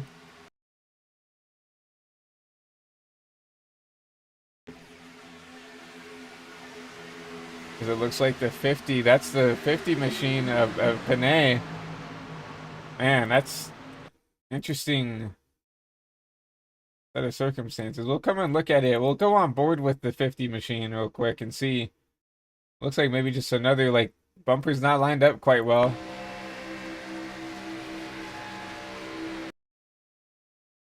Ah, man, that's a hard to call. I mean, it looks like he's, you know, you look at it from this type of angle, and it looks like he's pretty square on with that 8, but it looks like he went down, you see, and then he comes back up, hit square, but the issue is that he was kind of swiping across the nose, and that's gonna, you know, wreck that car every time. We talked about it earlier in the show that the car was really sensitive to pushes now.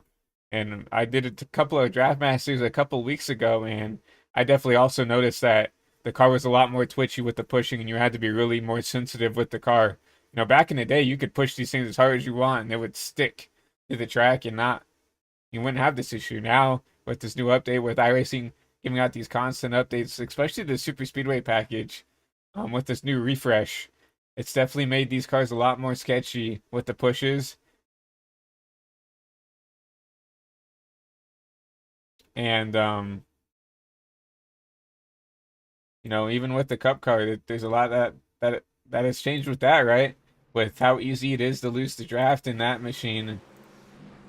I think we just heard that 71, his engine just expired.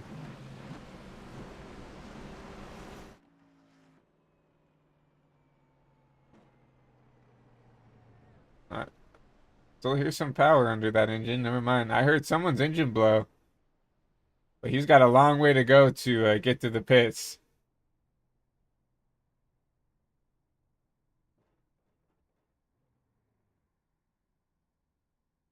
He might be trying to park this machine here.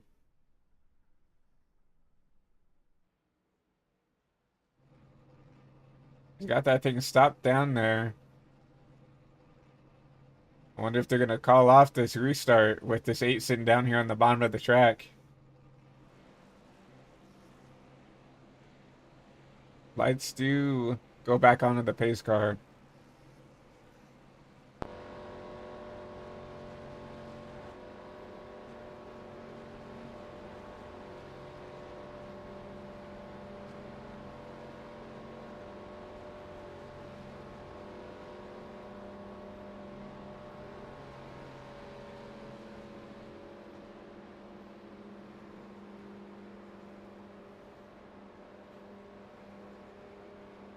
Excuse me for that.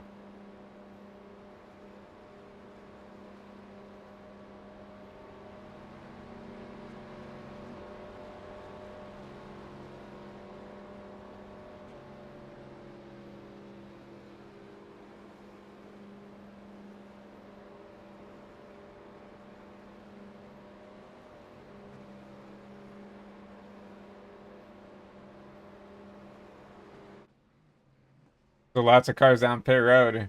See the 50 who was involved in that crash down pit road. You see the 21. I don't know if he's even still in that car. Thomas Capuano. So lots of cars down pit road trying to get some damage fixed. I believe the 71 did tow that car. He did. See a bunch of cars coming out of pit road trying to beat this pace car off. See the 50. Looks like that's the 53. We haven't really talked about him all race. That's a 53 of Bryson Bird in that iRacing machine. That's really cool to Someone's got an an iRacing livery on, obviously. And I'll say this, the service does not get enough credit for what it does and everything else. It's super easy to complain and about the little nitpicky things that maybe could be better about the service, but without iRacing, we wouldn't even be doing this. Without Papyrus starting up, their games and then taking over and then changing over into iRacing, we wouldn't have any of this luxury to go on here and race with friends and family and make connections, right? So really cool to see an iRacing scheme out here. You don't really see that a whole lot. So no, it's really easy to complain and be really harsh about it. But at the end of the day, we're here, we're making connections, and we're having a great time while doing it. So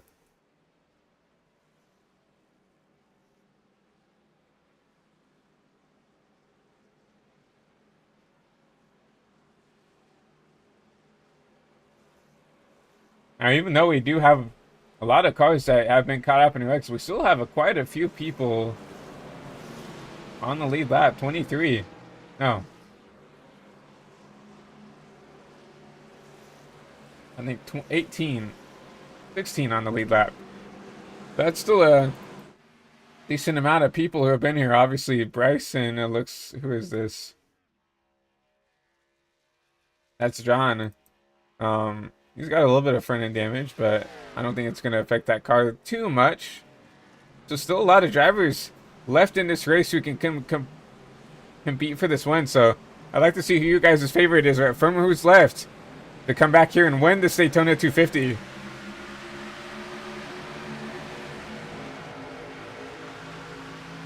Not the best launch from the top. You're going to see the top two of that inside get clear. And here comes Derek Lemke.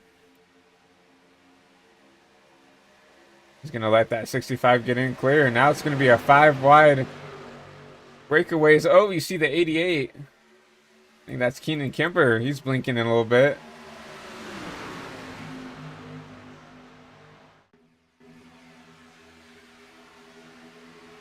Carter Pendleton going to block that top lane. He's going to leave that 65 3 wide middle. Now he's going to go down to block the bottom.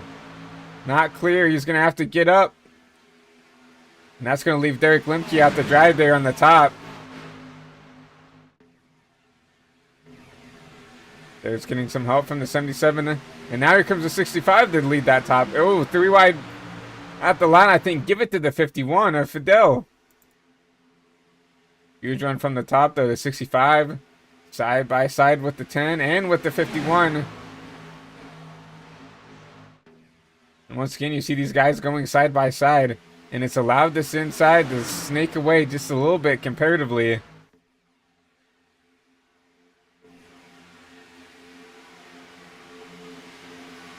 So with a good run, you see the 66 and Neil Rutt giving the push to the 10 of Carter Pendleton. Did you see Carter kind of all over the place trying to lead that middle lane? That's going to make it really difficult for that 66 to give him a good push.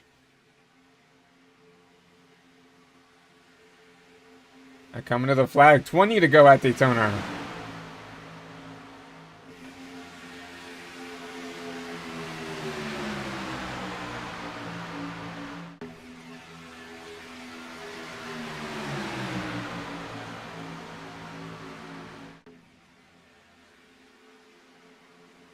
See the 42 pushing that bottom lane. That's Derek Grunge. Up 20 spot.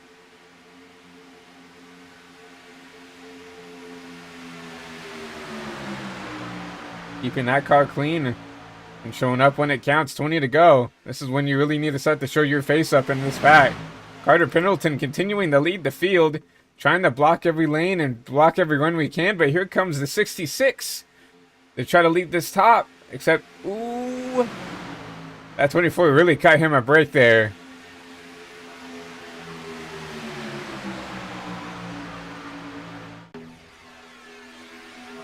And now you see the 45, that's Ty. He talked about if that car felt right, he was gonna come back out and try to race, regardless of how many laps down. That 45 is 7 laps down right there. He's still trying to do his best to try to make this a good race at the end here.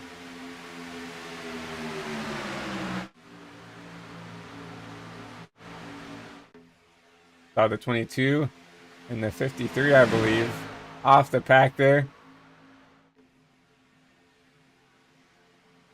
in 22, also a lap down, so not really in the race for the win right there. I've honestly, perfect spot to be right there, because right now this 10 car is trying to block every lane he can.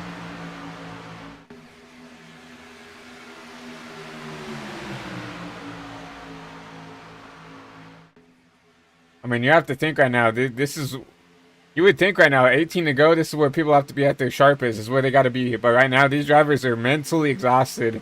These super speedways, especially at the end here, I mean, it really takes a lot out of you. 100 laps here at the super speedway, even though you think, oh, you're just full throttle turning left. I mean, it really does wear you out anywhere you go here in the AWC Pro Series. I mean, it's going to be a tough challenge, right?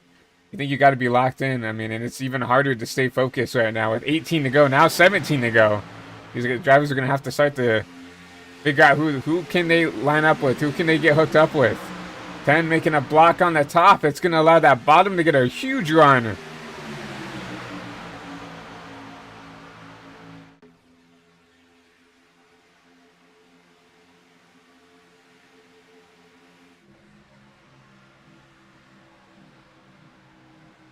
You see 3 wide it.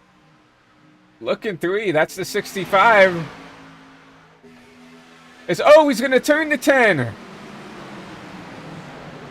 And they wreck in turn 3.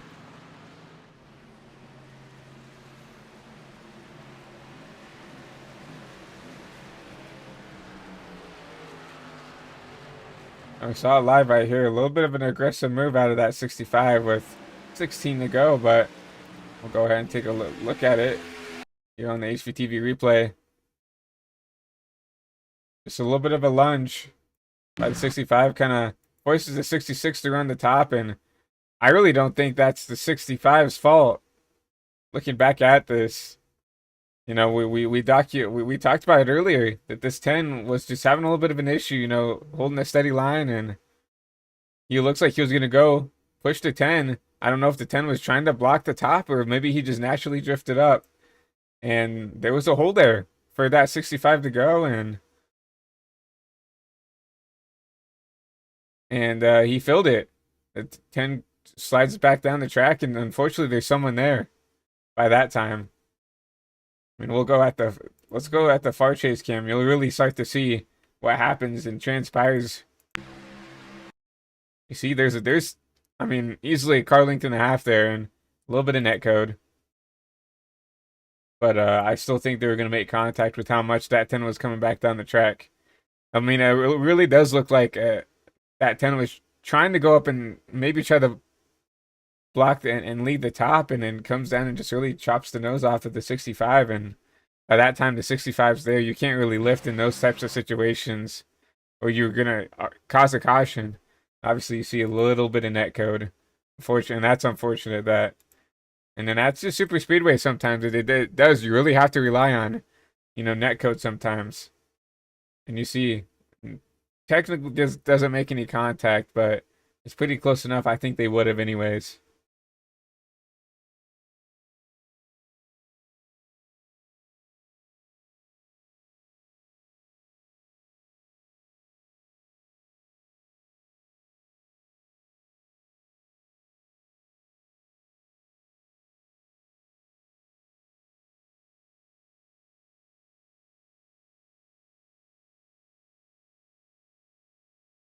We might have lost our TV cameras real quick. We'll try to get these back up and going.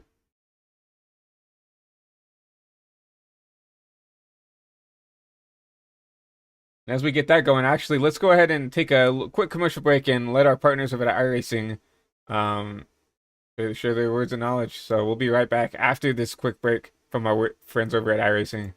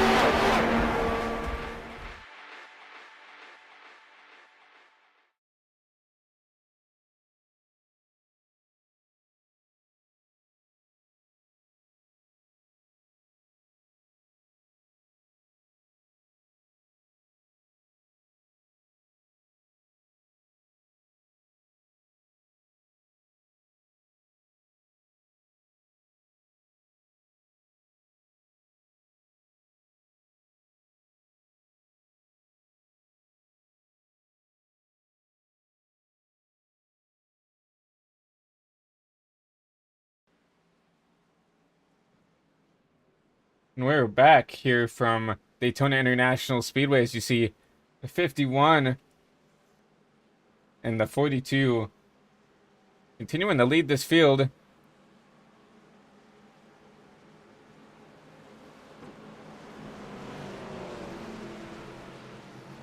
We unfortunately have to leave the session and rejoin, so hopefully these driver paints will load up as soon as we can. We obviously want to see these beautiful schemes out on the track.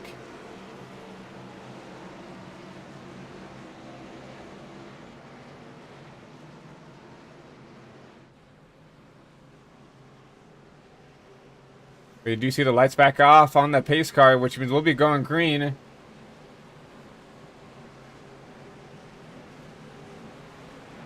With 14 to go now, 13 to go here at Daytona.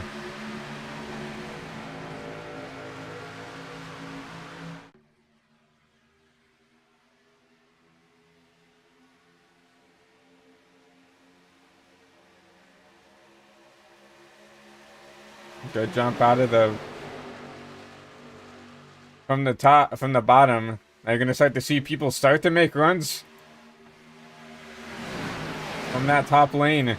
Try to make up track position is all you can really do.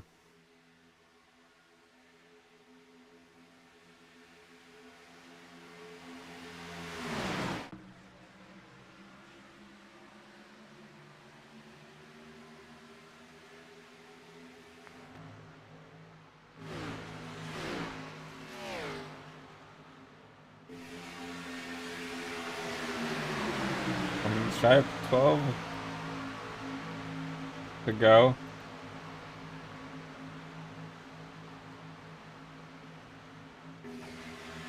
See the 65 and the 42 trying to lead the top with that 41 and the 88. Keenan Kimber, where did he come from? You know, we talked about his internet being a little bit of an issue. We also talked about him winning the duel, so we know that he can go up there in Super Speedway race, but here at the end, showing his nose when it counts.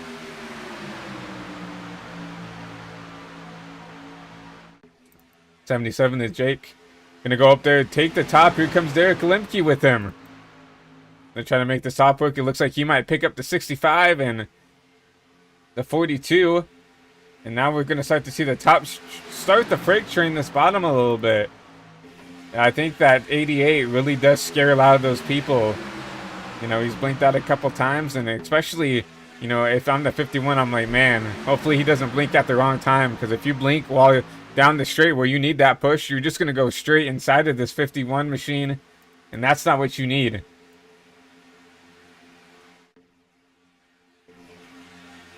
Right now to 77, getting a great push from 31. He's going to drop down and block that middle line. Now to 65, and Noah Brown's going to push him out. Derek Lemke only has that 47 machine of Brett Bennett back there to help him out. You might start to see that third lane start to dissipate once again. And Derek doing the best he can, trying to side draft this middle lane to keep it even. Derek side by side with that second row, trying to get a run out. 10 to go here at Daytona.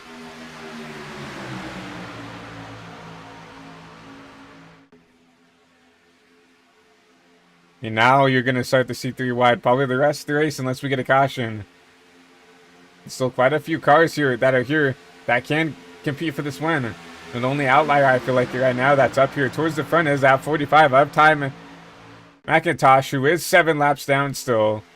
So he's going to try to do whatever he can to maybe push a teammate or push, you know, his friend out there. But has no really way of winning this race with that damage from that, you know, wreck he was involved in with that 77, who is currently leading your race. So that just really shows how luck can go here at Daytona. And that 77 was the guy who got hooked to cause that caution versus the guy who hooked him, who's 7 laps down. Is the 42 into the wall hard. He's going to lose a ton of time. I don't know if that was another push gone wrong, but he's going to have to get hooked up with this 85 and this 53. Try to get it back there into this front pack. See a little bit of right front damage as well to that machine. Come back to the line, give that lap to the 51. Derek Lemke now leading in the top lane. 9 to go now, 8 to go here at Daytona.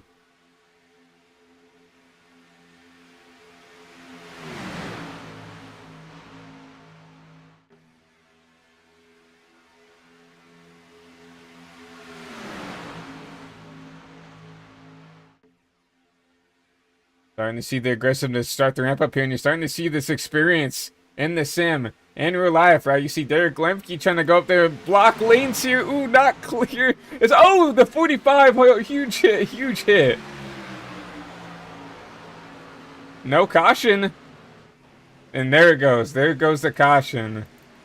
And what a hit by that 45 of Ty McIntosh, right? He talks about trying to be as safe as he could, not to cause a wreck, and unfortunately, we'll see if this whose fault this was. But a huge hit to that machine. Oh, looks like once again the 10 involved in another one. 10 goes up, hits the apron, comes up and shoots up and tags the 45. 45 overcorrects. And nowhere to go for that 47 machine of Brett Bennett. You see the 50 getting the back of the 10 a little bit, but I think they're going to save it. The 10's going to get loose, come down the track. I know. Good job by the 84 in that 60 machine to check up for the 10 as he was spinning down the track. 10's going to try to keep it on the apron and does, but yeah, another incident kind of caused by the 10 right there. Just hit the apron and kind of just drifted up the track and got into the side of the 45. No fault of Ty's. Just kind of running in his own lane and it's kind of door checked. And with that damage, obviously, probably the damage probably didn't help the handling of that, and unfortunately just kind of overcorrected and went up the track. And unfortunately, no room for the 47 to go. Just kind of wrong place, wrong time once again.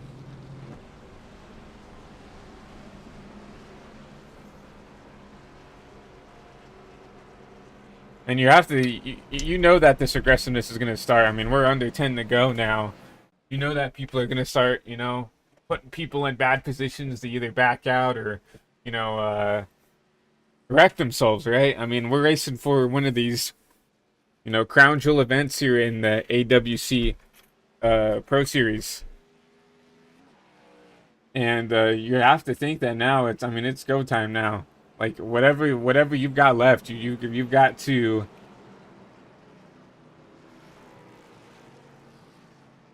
put it down, right? If you've got any teammates that's left, I mean, it's obviously time to start working with them or at least get together with them to try to make something happen. Like the first thing I see is you see Derek and Jake back here. I don't know if they are directly working together, but they've been working together pretty well all race. And you see predominantly anytime you see Derek come up here and make a move, so does the 77 behind him, and he'll go out there and push him. So see Jake with that 3-wide television Supra, very nice looking car, and obviously Derek with his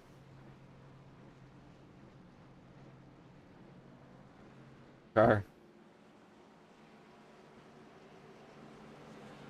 And it's kind of a mixed bag now of who's left. So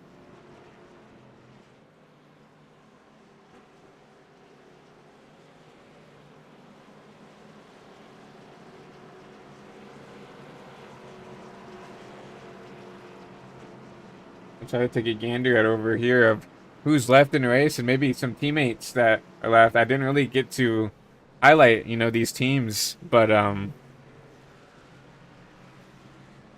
the 51 Alpha Redux Racing, and so as the 17, the 34, and the 48. The 48 didn't make it, so we definitely know that he is not going to be there to help. The 34 and the 17, I think, are both out of this race. Cameron Rich was supposed to be here, and he didn't even start there. He definitely took some laps, but he's 94 laps down, which obviously means he quite literally did not start. So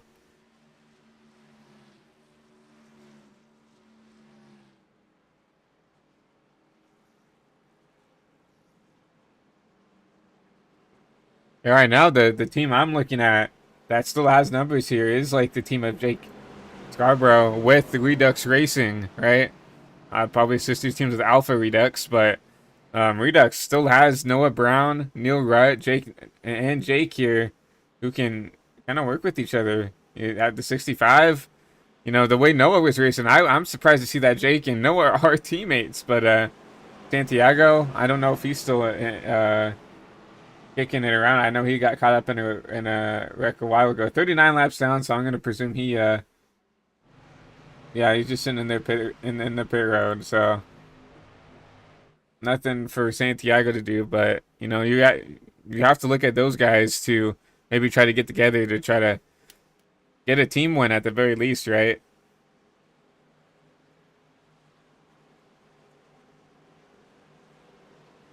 And the same thing with these teams. You have to think of these single car teams. We have 8 single car teams, right? Just solo teams, kind of like the old. I cannot think off the top of my head what team that's called now, but JTR, JTD Jordy, right? Maybe those guys work together and team up on some of these bigger teams to try to take away this potential powerhouse, right? But lights on, the pace car off. We're going to be going green with 4 to go. So this is time to go, time to strap in, and time to get on your feet. We're green once again here at Daytona.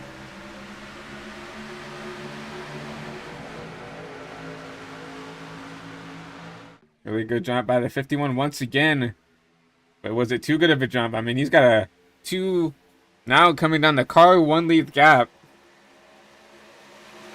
But he does have Derek Lemke that is going to be forced to push him out. With Keenan Kimber going to lead the top, with Jake going to push that top lane out.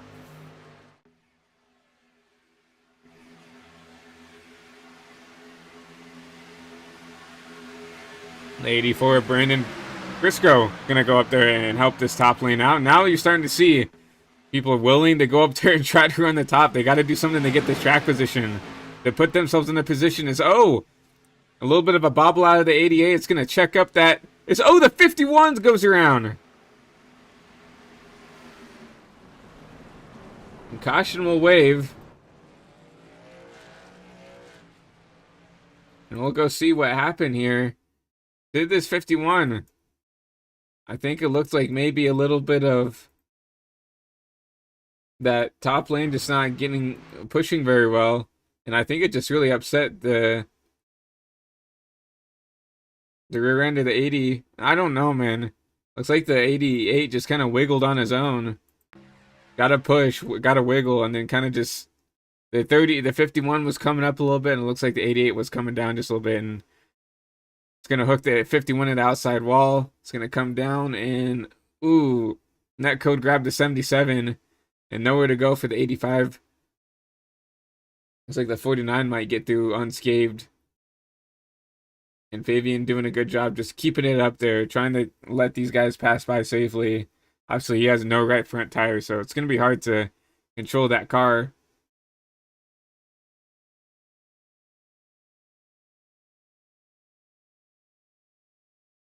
You can see the beat up 47 who gets away pretty cleanly as well.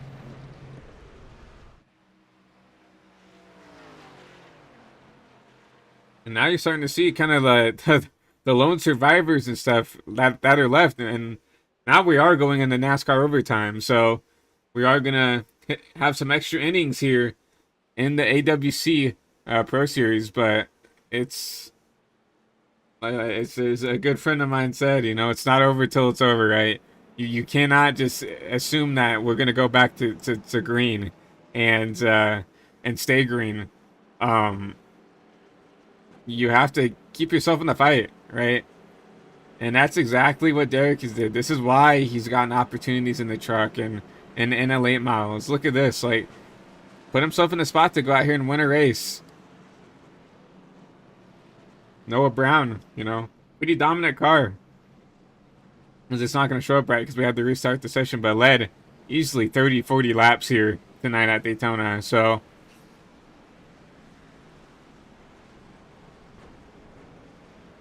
but this is crunch time, right? Obviously, with the restart zone rules, I was told that there's unlimited restarts, unlimited green white checkers. So we either get, oh, and technically that means we get 15, right? Hopefully we do not get to 15, but that is our max because that's as much as iRacing will let us have. But obviously it's a little bit different compared to what you'd see in real life. So I'll explain the rules while we're under pacing. So if we wreck before we get to the white flag, we'll restart the race and continue to do that until we get to the white flag. And if we do get to the white flag and we get a caution, it's just a race back the line. We will not get a caution flag, and we won't call the race at the line. It's if once we make it to that white flag lap, it's gloves are off, right? And we won't get like a thing of where they'll stop the cars where they are and give the race winner, the win right there. It's, when we get the white flag, the yellow flag will not come out. So, but look at this. I mean, we only have 6-7 cars left here in this pack. So, like, if I'm Derek right now, I'm pretty confident in my abilities to go out there and potentially win because there's not that many cars. So that means there's not as many cars to generate a run to try to get around you. Now you have 3 Toyotas behind you. Granted, I know that's not a big thing here in iRacing with the teammate working with your manufacturer teammate.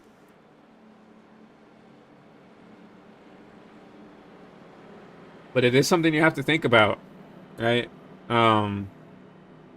This right now, 6 cars up here. 7th place or 8th place right now is sitting in the pits.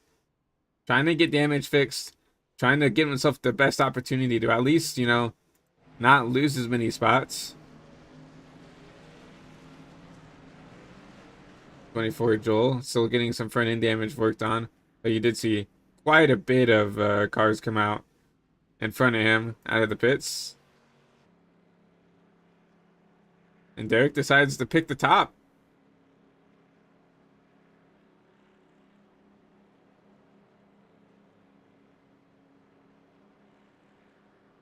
So forget manufacturer teammates. He has a Chevy behind him and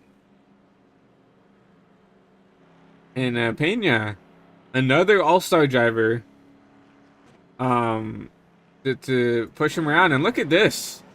Remember, this 50 car is in 4th place.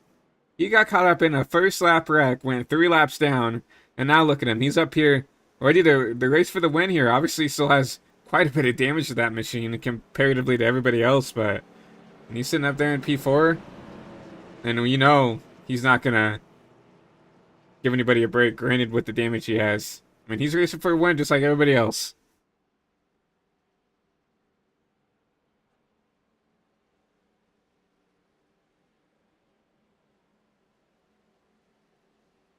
Starting to see some cars. He will file in. You'll see them on the top right hand of your screen right there. Gonna file in behind the ticker, actually. Starting to catch back up to the field here.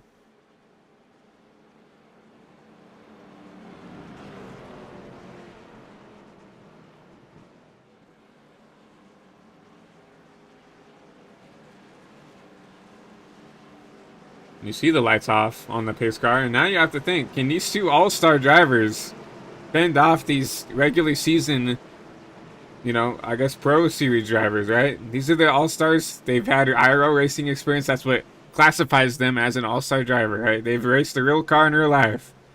Can these guys hold off the rest of the field here, potentially go to victory lane here at Daytona? Going into the Geico restart zone. We are overtime racing at Daytona.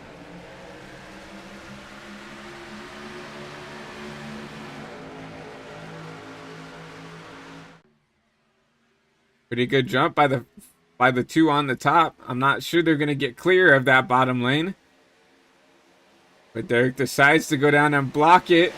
The second, that bottom lane. He's got a good push by the 65 of Noah Brown.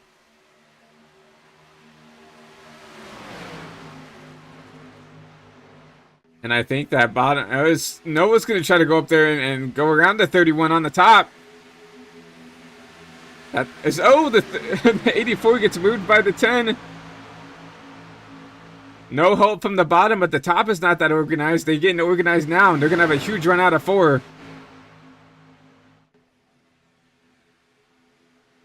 Coming out of 4, give the lap to the 65, taking a white flag. 1 lap to go in the World Center of Racing.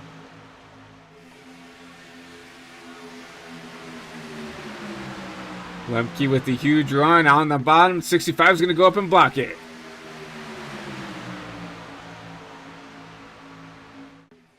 Out of 3 and 4, what can Lemke do with that bottom?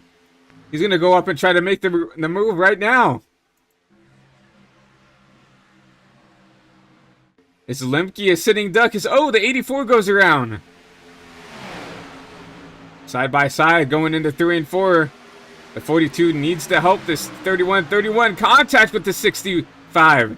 Contact again. Doran again. Going to the line. This can be a photo finish. Derek Lemke is going to win at Daytona. Derek Lemke victorious at Daytona in a photo finish. 6/100ths of a second. What a finish. I'm sure everybody is happy that they stayed here for that, for some a little bit of overtime, some extra innings, because what a finish. Derek Lemke, one of your all-star drivers, going to come in here and race a couple select races. Comes out here and wins in a photo finish. And oh man, we have to go back and take a look at that.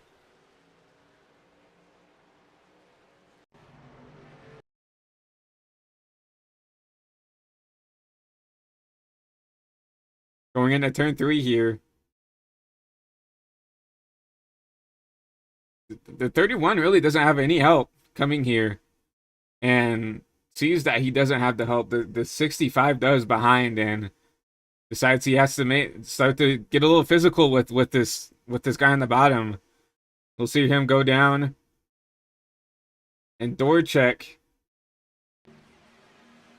the 65 a little bit there. You see the 65 go up and try to door check him. And coming to the line, here's a way better shot. Look at this finish for the win. Just doesn't get any better than this. Derek Lemke, photo finish. Congratulations.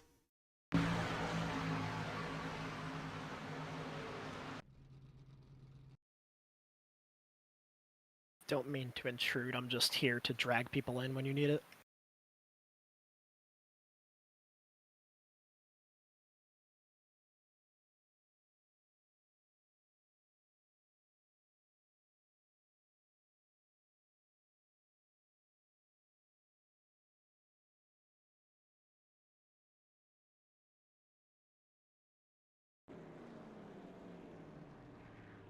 We'll see this 31 burn it down.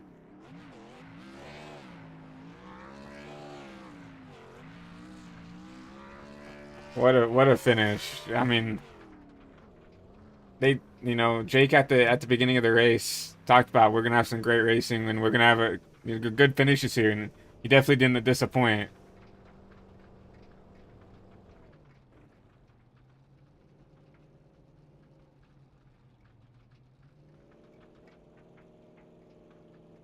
You're gonna see him park it here on the start finish line.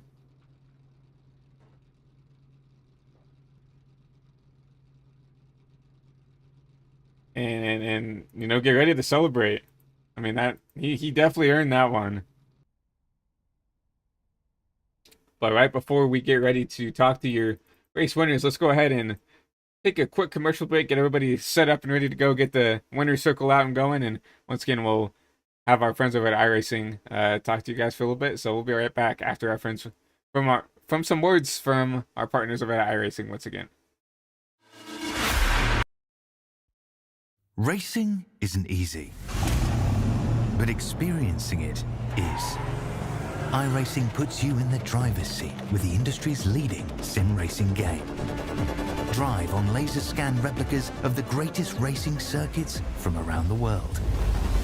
Go head-to-head against other drivers chosen by skill-based matchmaking to ensure competitive racing at every level. Compete across all your favorite series. In officially licensed cars, engineered to deliver the most accurate driving experience possible.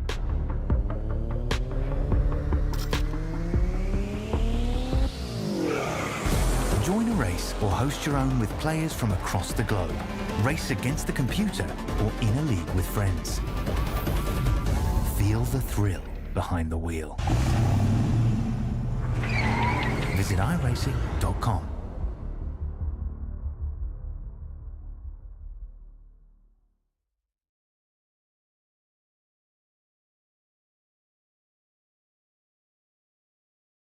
Back live here for the Daytona 250.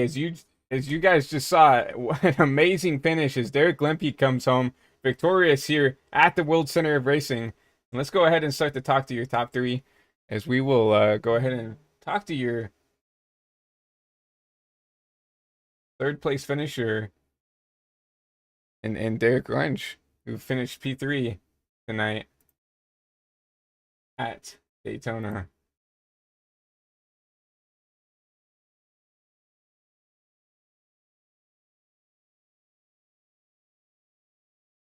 Hey Derek, it's Christian up here in the HVTV booth. You got a copy? Yes, sir. Well, definitely a roller coaster event type of race for, I feel like everybody, throughout the field here. I feel like everybody got a little piece of some type of caution throughout the race, but kind of sitting back quiet throughout the whole race. Didn't really, make a lot of aggressive moves towards the end there, but we saw a lot of chaos during that green white checkered. So just walk us through your race and walk us through, those last couple of restarts for you. Yeah, so it seemed like maybe the server was having a little bit of issues about the whole time, so kind of just hung around for a while, let the chaos kind of commence. Towards the end there, started thinning the herd, so I moved up to the front there and was doing good. Hadn't had any damage yet all race, and then sadly got in one of the wrecks there and kind of just piecing my way through, and then at the end just kind of lucked out on some people getting some misfortune, some wrecks, and then just a bump that sent me into the middle there. So I just kind of came to the line pushing Derek. I knew if I pulled out, I wasn't going to go anywhere from all the front end damage. So, but overall, pretty good race. Yeah, walking through that green white checkered, you saw a lot of people, before it was time to go, really start to make some, poor blocking decisions and stuff like that. Was that something that was going to your mind coming here? As everybody's going to try to make that big block to try to get up there and win this race. Was that something that you had in your mind coming up to this last green white checkered? Yeah, I kind of had a feeling we might have a couple more Hail Marys there at the end. But once I kind of got it settled up there, I kind of realized a lot of cars already had damage. So it was either going to be Hail Marys or we were just going to make it to the end. And luckily we made it to the end without any cautions before the white. And then it was just kind of a free-for-all really at the end. But, yeah. Yeah, walking you through this, like Daytona, one of the, it's a track that you can either be really well at and have a good finish, or you're either on the hauler going back home early. So walk me through what it feels like, come home with a good points day, heading into next week, not knowing that you have to kind of dig yourself out of a hole, getting up there and finishing up into the top 5. Yeah, it makes me feel really good, honestly, just because sadly next week I'm not going to be here for the race. I'm actually going down to the Kansas Speedway to be down there for the actual races that weekend. So coming out of here with a top 3 makes me feel a little more comfortable and not digging out of a double race hole. So kind of eases the mind a little bit for the rest of the season. Yeah, don't blame me for wanting to take the race off to go down to Kansas. I live down here in Kansas, so Right. my home track, so it's a track very special to my heart. But yeah, before we let you go, is there anybody you want to shout out? Any sponsors, friends, or family watching at home, or just anybody you want to shout out for this podium finish? Yeah, I'd like to thank my friends over at WLM, West Lenore Motorsports, and Team Conti as well. Do a little bit of the stuff on the side there with them on the open side as well. So always a big help with them, and great group of guys if anybody's ever needing help. And then yeah, just the West Lenore group, just always been a grind group for almost 15 years. So it's been a good time. It's always super cool to see, I learning about how this league came about on iRacing with everybody knowing each other for a long time and racing on different games and simulators and coming together and making a league is super cool. But yeah, it's you don't think about like how many people especially now in this day and age find each other online or racing in leagues and stuff and make those connections and make friendships. So it's super cool to see you know uh basically, like you said, like 15 years of friendship coming together and racing in a league with all these guys you love and like hanging out with. Yeah, makes it a lot of fun coming to come and do these things. So Well, Derek, I'll let you go celebrate, do whatever you need to do at the end of the night. But once again, congratulations on this P3 finish and enjoy Kansas next week. heck yeah, thank you, man. Yeah, Yep. I look forward to it, and hopefully I see you again. Yep. Thank you so much. That was Derek, your P3 finisher in that number 42 Team Conti Sim Performance Machine. Bringing it home. Even with that damage, look at them limping that thing home. But let's go ahead and talk to you, P2 finisher. Really, I felt like one of your favorites to come home and potentially win this thing. But sometimes that's just not the way things go. But let's go ahead and talk to you, P2 finisher, Noah Brown. My apologies. Hey Noah, it's Christian up here in the HVTV booth. You got a copy? Yep, I got you, bud. Well, you're up towards, I would say, the top 5 the whole race. Either leading the line. I felt like every time I went back up and looked up for the battle of the lead, you're up there being a part of it, trying to spice it up. And yeah, really, in the term of being in a wreck, a pretty uneventful race compared to a lot of other people. But walk us through your race and just walk us through, that last green white checkered finish. Yeah, I was just kind of trying to go with the flow of the pack. Up toward the start of the race there, probably the first half, I was just controlling the lanes, helping my teammates to stay up front. That second half, I kind of shifted and was more toward helping people and just trying to be in the front as my teammates dropped out one by one. That wreck I got in with the 10 there. Just an aggressive move from me. I feel like it's both kind of, it was give and take whose fault that was, but I mean, I'm not going to say it wasn't an aggressive move. So, but after that, it was just kind of play management because at that point, I had no teammates left to help me. So I was kind of just running my own race, making sure I didn't wreck anybody else.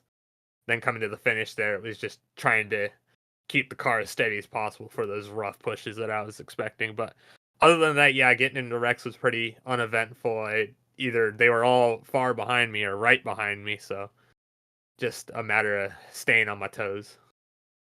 Yeah, talking about like the teammate situation, that with how many cars got tore up throughout the race, I felt like not really a lot of anybody had a lot of teammates left to work with. So it was interesting to see, in a way, guys have to kind of work with guys that they hadn't all race, and like we saw that 42 working with you, and then and ended up pushing the 31 to the win. So it was super cool to see kind of guys coming out of their comfort zone and giving pushes to guys that they hadn't pushed before, and obviously wound up to be a photo finish here. Fortunately, you coming home just, I think it was what, 10 1,000 short. Yep, it was 16 thousandths. Yep. And yeah, I mean, I asked Derek this, when he did this, because I think you guys are running full time, unlike your race winner. But coming into Daytona, where there's a huge chance that getting wrecked out and having to dig yourself out of a hole. How does it feel, being the first points driver, really coming out here with a P2 finish and not having to dig yourself out of a hole next week? Well, as someone with experience digging myself out of a hole in another league at the moment. I was just trying to be as consistent as possible, staying up front as much as I could, being with my teammates as much as I could, people I could trust. But other than that, it was just pretty much I didn't even know Derek Lemke was not even a full-time driver, so I guess knowing that, basically going even on starting position compared to finishing position, I think that just goes to my thing of saying consistency is really what gets you the win in these kind of things. Yeah, exactly. I mean, a lot of people, of course, it would have been nice to win, but big picture is right. I believe that Derek isn't racing full time. I could be mistaken, but he's part of that all star group of drivers. So but coming out here and at least from everybody's knowledge, being the point leader, most likely out of here, it feels nice. But looking into the rest of the season, is there maybe a track you have circled in the next coming weeks that you might be able to actually go get it done and uh claim your first victory here in the AWC Pro Series? Definitely eyeing up the dirt track in round 7. Um, I have good experience at a couple of these other tracks like Nashville and Vegas, but really the big names for me are round 7 and round 15 at Myrtle Beach. Yeah, it's gonna be interesting. I don't think I've ever seen I think, well, that's not true, but this is one of the few leagues that I've seen that actually go out of their way to race dirt here, especially in, with these cars. So it's definitely going to be interesting to see, how Eldora goes. I know we have some dirt ringers in the field, so it's going to be interesting to see, who can actually hit, hang on and take it home there. But I'm very excited to see, how Eldora goes. Yep, I mean, just again, the whole goal of the season is stay as consistent as possible, gain as much experience in this car as possible. Yeah, I definitely agree. I mean, that's the key, the keys of the chest right there, keys of the treasure is just putting yourself in position to continue to, I guess, gain on this points lead that you'll have. But, you know, uh, P2, you can't complain about that. Obviously, you want to win. But before we let you go, anybody you want to shout out for this, podium spot? Any friends, family, sponsors, anybody you would like to thank for this? Um, I guess just initially, I want to thank Jake for putting this league on. I've been friends with Jake for a little bit here now, but I think this is gonna be a good group of people rolling through the season. We're gonna have a bunch of different winners and a bunch of exciting races going on. Other than that, I want to thank Race Control Daniel Gore. He's a good friend of mine in real life, and him doing Race Control, I'm glad to see it for him. But other than that, just my other teammates, I thank them for being there. I thank them for taking pushes and giving pushes when it was appropriate. And the sponsors on the car, I'm terrible. I can't remember all of them, but props to the designer for the car, Nick Packin. He does all the designs for the team, and he's fantastic. So special shout out to him. Yeah, definitely a nice looking car, and I agree. It does a great job. But I'm gonna go and let you go back and celebrate, do whatever you need to do to prepare for next week. But once again, congratulations on this P2 finish, and hopefully we can talk to you soon. Yes, sir. Have a good night. Yep, you too. How's your P2 finisher in Noah Brown? And I guess it's time to talk to the man of the hour, Mr. All-Star, Mr. Derek Lemke. Hey, Derek, it's Christian up here in the HVTV booth. You got a copy? Yes, sir. Well, definitely a pretty eventful race for you all around. Qualified, well, started towards the front and then kind of dropped your way towards the back and really got through the wrecks semi-decent. I know you got involved in a couple, but then at the end there, I felt like a lot of people kind of got off their rocker and started being a little bit too aggressive, putting themselves in positions to get wrecked, and you just kept putting yourself in a spot to get around these wrecks with no damage and put yourself in a spot to come up here and race for the win. So just walk us through your race and walk us through what was going through your mind doing that in those last couple late race cautions. Yeah, no, definitely rather be lucky than good coming to these super speedways. And having good internet is a big help. The start of the race, I started blinking, so we dropped to the back right away. I didn't want to cause any big wrecks for a long race like this and ruin everyone's night on lap one. So just trying to be patient and then just kind of have the mindset throughout the whole race that we're probably going to get wrecked. So just have some fun doing it, and got lucky, made it through a couple wrecks, and then managed to cross the line first. Yeah, getting lucky is an understatement. I mean, I felt like every car except a select few, had some type of damage on it. Going to the line there, it looks like looking at your car doing donuts in the grass. Looks pretty clean. I know you got, some relative like minor scratches on it from, getting through some. But besides that, yeah, getting lucky at these wrecks. I felt like one of the keys, to the chess that got you up there, right? Just getting around and putting yourself in a spot, and then going to that last green white checker. I felt like, going into 3 and 4, you didn't really have a lot of help, and then all of a sudden, just a huge run came out, gave you that little bit of momentum to get you to the line. Yeah, I knew on that last green white checkered, I picked the top and I was going to try and get a little bit of a jump, and then I knew the car behind me, it looked like it had some damage, so I was hoping that they weren't really going to get a top line formed, and I'd be able to block the bottom a little bit just to get back to the line. I'm not really good at super speedway races. I don't do a lot of them. And everything I thought that I had planned out did not go to plan. And we got lucky going down the backstretch to find a hole, get back out to the top side. And then the car that I didn't think was going to be able to give me a push ended up giving me a push. So it all worked out in the end. Had a lot of fun. I heard you guys saying that I might not be a full-time driver, but I guess we kind of got to come back next week and see if we can do it again. That's the spirit, man. You gotta show them, go back to back here in the in this league. I mean, that's the way to show that, you're the guy to beat every week, is to come back and try to show them off. But yeah, I mean, would have been great finish you put on for the fans at home. I mean, I know everybody was excited in chat seeing that great finish. But before we let you go, is there anybody you want to, thank, shout out for this win here at Daytona? Yeah, no, thanks to Jake. He came out to our race at Wisconsin for a super late model that we were doing, and came up, hung out after the races, and chatted with me and my wife for a little bit, and invited me into the league. So I appreciate the invite. Had a lot of fun tonight, and hopefully my plans are open and I'm able to come back for next Friday. I don't even know where the race is. I have to find that. Yeah, I can take a look. It looks like it's gonna be a Homestead next week, so definitely another fun track. Definitely a good one. So hopefully I'm able to make it, and maybe we can talk to you guys again next week. I definitely agree. But once again, congratulations on this win, and I'll let you go do whatever you want to do to celebrate. So you have a great rest of the night, and maybe we'll talk to you next week. Sounds good. Looking forward to it. Appreciate it, guys. Yep. Have a good rest of the night. Yep.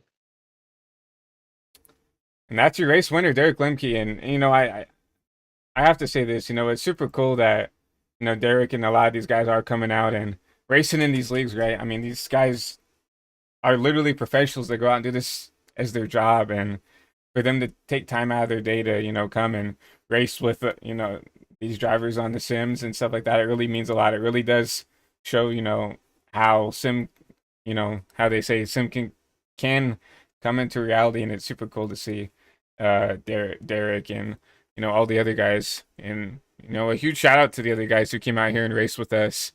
It's super cool to see like guys who race in real life, and Neil Rutt, like a modified driver, right? And it's super cool. Obviously Derek, Tristan Pena, and also a late model driver, and Tanner, who's a pro in dirt in the sim. So obviously not the race that a lot of those guys wanted, but it's super cool to still see these guys coming out and in full force, and making time out of their day to come out and race with us. It's super cool to see that.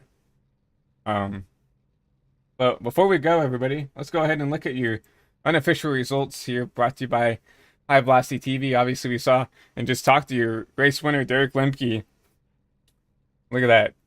16/100ths of a second. I mean, what a finish and what a result. Noah Brown comes home P2. Derek Runge P3. Carter Pendleton, after getting caught up in a couple of incidents, is going to come home P4. Ethanian Ferrada P5. Tristan Pena P6. Enrique in that number 22 is going to come home P7. Brett Bennett in the 47. Really quiet day for him, but he's going to get a top 10. Good run for him. John Brassard and P9, and Kynan Jones going to round out your top 10.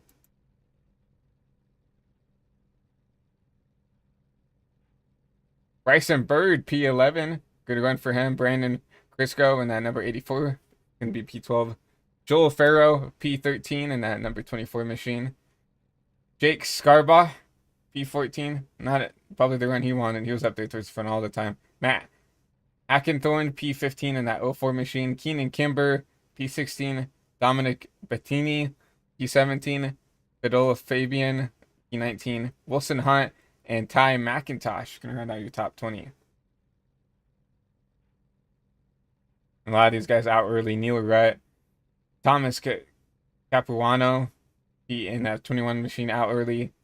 Santiago, Brent Reed, P23 and P24. Adam Tal, Cameron Rich, Taylor Gerald, P27, P28, David Riedel, P29, James Miller, and rounding out your top 3 is going to be Tanner Pettit, one of your also pro drivers, and obviously James Johnston back here, and P31. Once again, guys, I appreciate everybody for coming out and watching the broadcast. Our debut here for the AWC Pro Series. My name is Christian Delgado, your lead producer and commentator for tonight's race up here in Central Kansas and the HVTV studios. Once again, you are here watching the Daytona 250 for the AWC Pro Series. Obviously here at Daytona, the World Center of Racing. Once again, Derek Lemke, your winner here at Daytona.